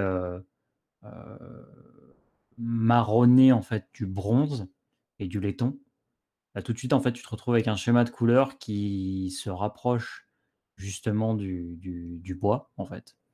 Et du coup, tu as une armée qui va jouer sur les thèmes marron, heu, légèrement orangé et toujours la pointe de vert pour l'aspect magique. Et du coup, en fait, le tout est, bah, ça fonctionne, quoi. Ça fonctionne et les petits gnomes là, ils sont vraiment délire. Ils sont vraiment drôles, parce que c'est vrai que la tête de nain vénère comme ça avec le gros nez, c'est assez génial. De les voir en clair comme ça leur donne vraiment une autre tête. Heu, c'est bien cool. Donc ouais, non, c'est sympa, c'est assez sympa, ouais. Ouais, moi j'ai trouvé incroyable ce projet. Et voilà, je voulais partager ça avec vous. Un peu d'inspiration, là, ça fait du bien. Ça fait du bien. Sans déconner, assez délirant ce truc-là. Ouais. Ah, je vais faire partie de ceux qui sont plutôt du camp à dire que, grosso modo, le hobby, enfin ce qu'on entend généralement par la peinture notamment, etc., c'est pas de l'art, certainement pas de l'art, parce que, bon, certains ont beau le dire, ça n'en fait pas de l'art pour autant, d'après ma définition de l'art en tout cas. On est plus dans l'artisanat maximum avec nos peintures. Et encore, allez, l'artisanat, on peut concéder ça, oui. Mais quand tu vois un projet aussi converti, aussi abouti, aussi personnel, tu vois, ça confine presque des fois à la sculpture, quand c'est autant converti. Là, oui, ça se rapproche. Là, je veux bien dire que c'est un art, ouais. Il faut toujours... À chaque fois que je pense à cette affirmation, il y a un mec complètement barré comme ça qui sort de derrière un buisson et qui dit ouais, ça c'est artistique, ouais. Complètement délirant. J'adore. Enfin, génial. Bon, qu'est-ce qu'on a dans le chat avant de conclure? On fait un dernier petit tour par les questions éventuellement. Alors je crois qu'il y avait une question portant sur les factions jouables dans la campagne Venetian Sector. Alors en théorie, toute faction jouable à Warhammer 40 000, ou d'ailleurs à Battlefleet Gothic, ou à Kill Team, etc., est jouable. Necromunda, voilà. Il n'y a pas de restriction d'emblée. En revanche, il faut quand même savoir, donc pour clarifier, vous pouvez jouer Eldar, vous pouvez jouer Tau, vous pouvez jouer Drukhari ou Eldar Noir, là. Vous pouvez jouer Orc, enfin, voilà. Toute faction impériale, pas de problème. Des factions perso, bien sûr, allez-y, foncez, sauf si c'est vraiment trop dissonant par rapport à l'univers de 40K, un projet trop perso, un thème trop différent, un truc qui est en dehors des jalons du globalement toléré dans Warhammer 40 000, on se réservera le droit, non pas d'invalider vos parties, on les comptabilisera dans le score, c'est des parties, ça reste valable, pourquoi pas, mais d'invisibiliser vos parties dans les comptes rendus narratifs mensuels de batailles qui auront lieu. C'est pas l'endroit pour ramener son projet, comment dirais-je, qui est vraiment en dehors des jalons en fait du 40K. Et vous savez, comme vous le faites, que c'est en dehors. Quand vous faites un truc complètement humoristique, vous faites un truc sur le thème de tel ou tel Disney comme armée, vous faites un truc complètement perso, vous embarquez les gens dans un autre univers, plus comment dirais-je, soit high fantasy, soit art sci-fi, enfin vous le savez quand vous sortez des jalons 40K en général. Si c'est trop comme ça, on se réserve le droit de l'invisibiliser. Si ça a tous les écueils du fluff perso, du genre, c'est automatiquement une légion sœur des empereurs Children, mais loyaliste, et en fait, c'est la deuxième légion disparue, et elle a encore son primarque, qui d'ailleurs ne sont pas un, pas deux, mais 3 primarques, ce genre de truc. Il y a de l'ADN de custodien en eux, mais en même temps, il y a quelque part, on leur a injecté un petit peu l'intelligence et le potentiel psychique des Eldar et la résilience physique et la capacité de régénération des orques. Fluff perso comme ça, non. On n'en voudra pas, on le cachera dans les rapports de bataille narratifs. Ce sera retcon, invisibilisé en fait, par nous. Comité de censure, voilà. J'ai mes historitors qui m'aident bénévolement à compiler tous les petits rapports de bataille narratifs que vous ferez. Si c'est trop comme ça, non. Parce que quand à un moment donné, tu es plus investi, intéressé à l'idée d'exposer ton projet perso qui n'a rien à voir et ne respecte pas vraiment la campagne, que par la participation à la campagne en elle-même, on n'est pas tenu d'accepter en fait ça. C'est le contrat est déjà un peu violé du côté du participant quand lui il décide d'entrer dans la danse en sachant que voilà, il n'est pas là pour danser sur le même rythme, quoi. Donc voilà, faites pas les cons et vous serez les bienvenus. C'est assez simple, je crois. Voilà. Sinon, oui, toute faction. To, Eldari, etc., etc. Tout y passe. Tout y passe. Petite note au passage, toujours un peu plus difficile pour les joueurs To de justifier leur présence, où que ce soit dans la galaxie, en dehors de l'Empire To. Hein. C'est con, mais c'est vrai que c'est un écueil un petit peu du fluff To. Enfin, c'est à la fois ce qui fait sa cohérence, et en même temps, ce qui apporte une forme de contrainte. C'est vrai que, n'étant pas franchement super bien dotés pour le voyage interstellaire, bah, ils peuvent pas aller très loin, quoi. Alors il y a le Nexus, là, le Starstide Nexus, là. Startide Starstride. Comment il s'appelle déjà celui-là, Timmy? Tu te souviens? Le point, là, de la quatrième... Enfin, les taux qui commencent à jouer avec le Warp, là, et qui... L'atoll de Neymar. Ça, je m'en souviens, ouais. L'atoll de Neymar. Bon, bref. Ça, c'est pas si loin nécessairement du Venetian Sector. Mais c'est vrai que voilà, c'est des figures d'exception, quoi. Les enclaves To à la Farsight, le premier petit voyage Warp des To qui commence à établir un peu une espèce de tête de pont un peu loin de l'Empire To. Bon, c'est rare. Donc c'est vrai que pour justifier leur présence dans le secteur vénétien, bah, faut que vous soyez plus inventif que les autres, faut que vous soyez meilleur que les autres, un petit peu, parce que ça fait loin de l'Empire quand même. Alors après, bon bah voilà, je sais pas, des explorateurs, faut essayer ça. Essayer d'exfiltrer peut-être les représentants dignitaires, ambassadeurs ou seigneurs marchands d'une flotte commerciale, essayer de envoyer un petit contingent pour les exfiltrer, les rapatrier, Ouais, ça peut être une justification pas mal, ouais. Voilà, Hugo suggère que ça pourrait être un morceau de flotte qui cherche à rejoindre l'Empire,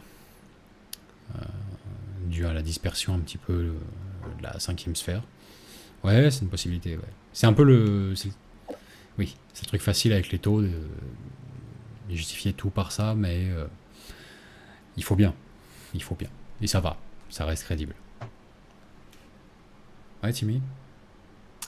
Anthony Dubois demande est-ce que c'est possible d'avoir la chronologie de la campagne V1 qui était sur le site auparavant.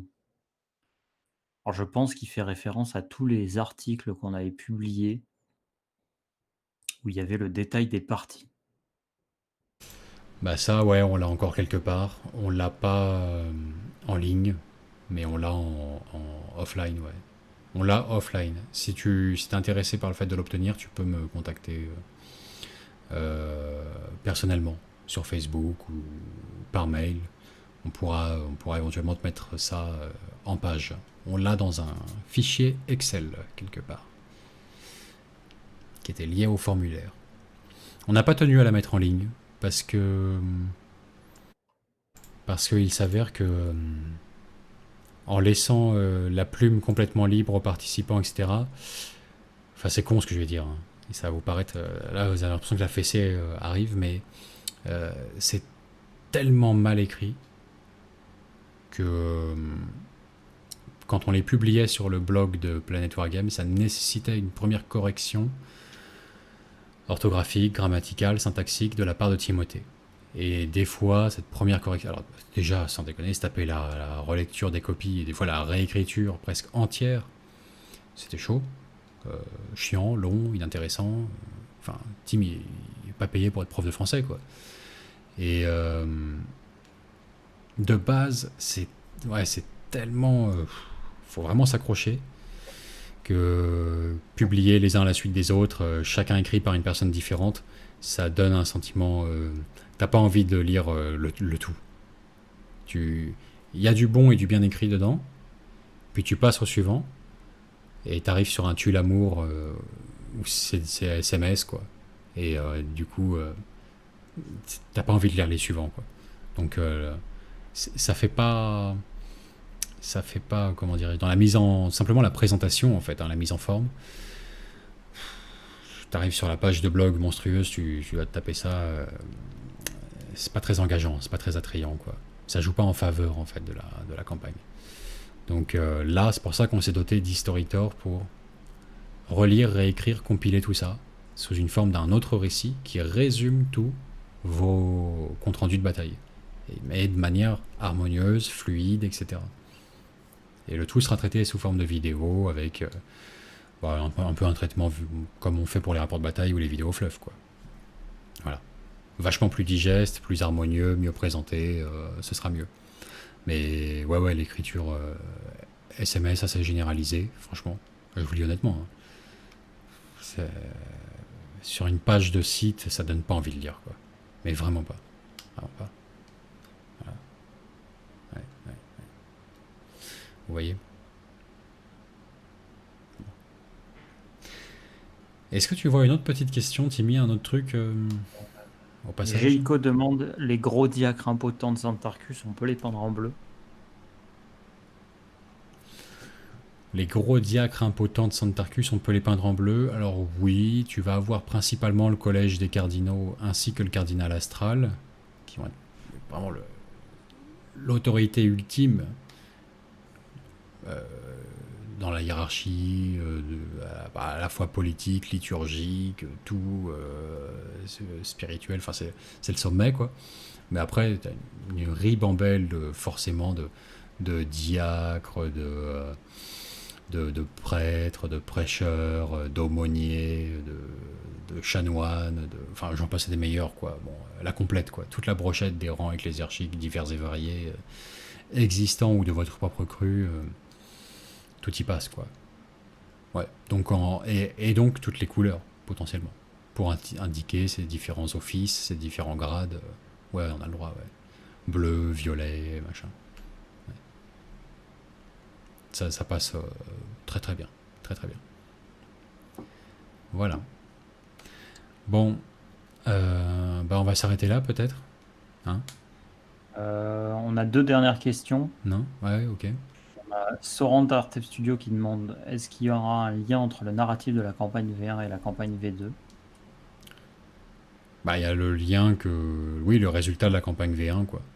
Le résultat de la première campagne. Qui a abouti à Santarcus et Rutilia à moitié ravagés. Et la situation qu'on connaît sur Rutilia, où ça cache des choses sous la surface dues à... Enfin, ça révèle les choses sous la surface dues au ravage de la première campagne. Mais ça s'arrête là.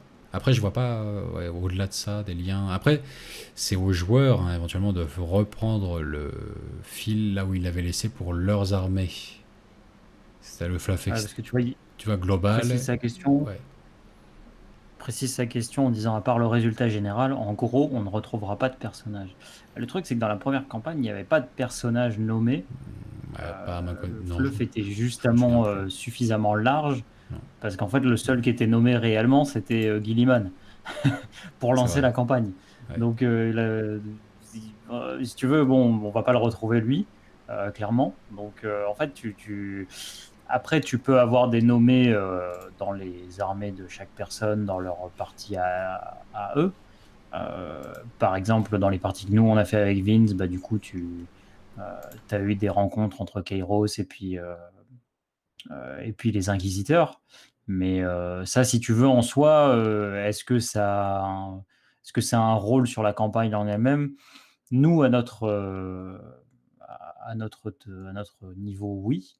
Maintenant, vous, par rapport à vos parties, non. Parce que on a joué des parties à toute petite échelle, en fait, par rapport à la campagne, quoi. Donc, nous, on va s'en servir dans nos parties, dans notre logique et tout ça, mais c'est pas... c'est pas... Il n'y a rien d'autre, quoi. Ouais, il n'y avait pas de personnage dans la première campagne. Il y avait évidemment la proclamation de la croisade Indomitus, mais il n'y avait pas de personnage. Enfin, dans la campagne, il y en a eu plein des personnages dans la campagne, mais c'est les joueurs qui ramènent leurs personnages. C'est les joueurs qui ramènent le personnage poser un cadre, en fait. De leurs armées. De leurs armées. Dans la campagne numéro 2, il y a des personnages, effectivement. Le cardinal astral de Santarcus, il est présenté. Le messager est présenté. On a ces 2 personnages mis sur le devant de la scène. Mais ils sont introduits pour la deuxième campagne. Après, pour le retour de belligérants déjà présents dans la première, C'est aux joueurs de les ramener ou de pas les ramener en fait. C'est à eux de, comment dirais-je, soit continuer sur la même lancée, le même fil, soit s'ils viennent avec d'autres armées, hein, et s'ils n'ont plus envie de jouer la même armée, ils repartent avec une nouvelle ou plusieurs nouvelles armées et ils développent le fil conducteur que là ils ont envie d'exploiter, etc. Et les personnages qu'ils ont envie d'introduire, tout ça. Et s'ils veulent revenir avec les mêmes seigneurs de guerre qu'on a pu connaître dans les résumés de la première campagne, etc. Parfait. Le truc continue pour ces personnages-là. Et on avait une deuxième question, je crois que tu m'as dit, Timmy. Ouais, il y a Eldran Ustran qui demande est-ce qu'on peut jouer l'incarne parce que c'est un personnage spé mais aussi un démon, du coup je sais pas. Il marque un petit point, l'incarne, il est un peu dans cette zone grise. Il est un peu dans cette zone Attends. grise. Ouais. Est-ce qu'il a marqué des... Parce que je suppose qu'il a pas marqué démon sur sa fiche. Si, je pense que si. c'est vrai Hein. que Dans sa fiche, c'est un mot-clé. Ouais, il doit avoir le mot-clé démon. Hein. je suis pas sûr Si, que si, démon c'est un mot-clé qui va être lié à... Parce que je pense pas. Hein. Si, je suis sûr. Pas Chaos Démon, mais démon, quoi. Démon? Ouais, démon. Ah ouais, démon. En même temps, remarque Démon, que je suis con parce que j'ai les règles. Ah ouais, putain, démon. Utilise l'appli, Tim. Démon. Mais personnage spécial, quoi. C'est vrai, personnage spécial. C'est vrai que c'est là où c'est un peu casse-couille par rapport à l'avatar de Kain, parce que l'avatar de Kain, je te dis oui, quand tu veux. Même nature, même... dans le concept. Mais effectivement, l'incarner d'un personnage spécial, est-ce qu'il peut se matérialiser à droite à gauche, comme ça, un peu inopinément, à répétition, sans que ça ne pose problème. Fluffiquement. Tu sais quoi j'ai envie de te dire, ça mérite renseignement pour la fréquence, les probabilités et le mode d'incarnation de l'incarne pour déterminer si effectivement on est dans le cadre du vraiment des apparitions qui peuvent être très sporadiques à plusieurs endroits, etc. Et ça mérite que je me renseigne. Celui-ci, je t'avoue qu'il fait un peu mouche. Celui-ci, il mérite renseignement. Comment il s'incarne, à quelle fréquence ouais, ça mérite d'être creusé. Peut-être l'incarne, ouais, tiens, pourquoi pas.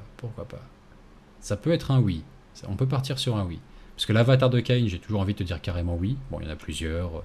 C'est le côté plus ou moins le réceptacle, quoi, le golem, et puis fragment d'âme de Kain qui s'incarne dedans. Donc, clairement, ouais. Mais, effectivement, c'est vrai. Ouais. L'incarne. C'est qui pose la question? C'est pas Sorrent, c'est...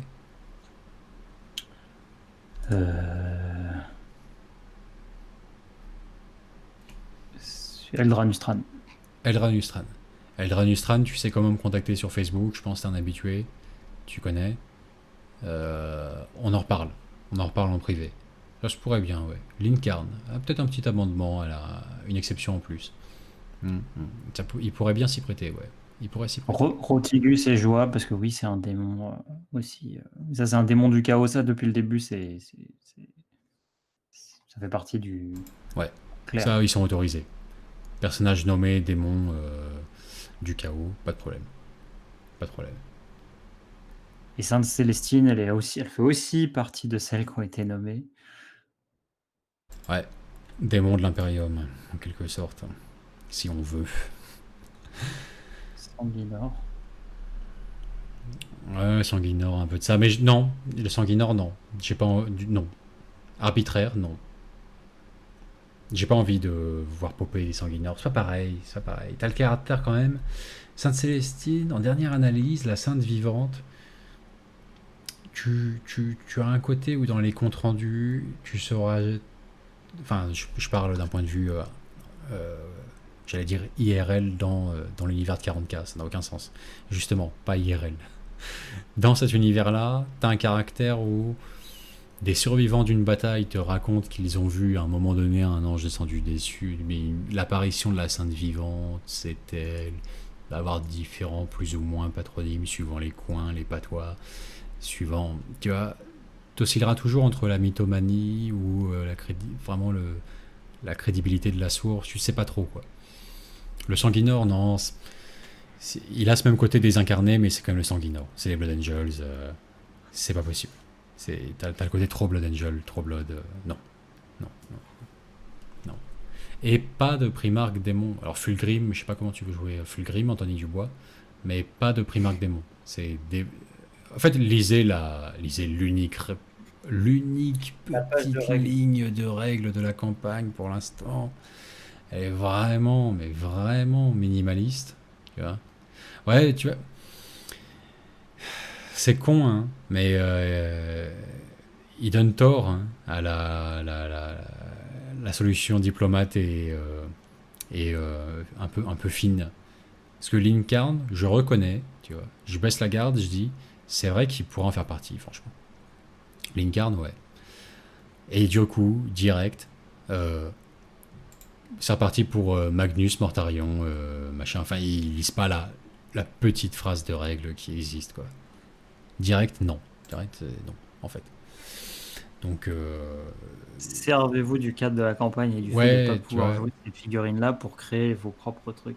Là, tu sais, il t'incite à être buté, borné, tu vois, bien catégorique, à dire non même quand t'as tort, tu vois. C'est vraiment. Donc voilà, il y a une ligne de règle, lisez-la quoi les mecs. Bon, voilà. Et peut-être que le mot d'Incarne sera ajouté dans les jours à venir. C'est le petit twist, le petit zeste en plus qui sera ajouté dans la campagne. Ouais. Mais voilà. Bon. Lisez la règle, elle est claire, elle est simple, elle est pas compliquée. Et après, c'est votre volonté de jouer un putain de Magnus ou de Fulgrim ou de que sais-je ou de Mortarion une énième fois dans des parties de 1000 points qui parle pour vous. Et la réponse sera toujours non. Voilà. Wargamer, oui, mais wargamer avec style, avec panache quand même. Dégaine pas les personnages spéciaux tout le temps, partout. Voilà. Bon.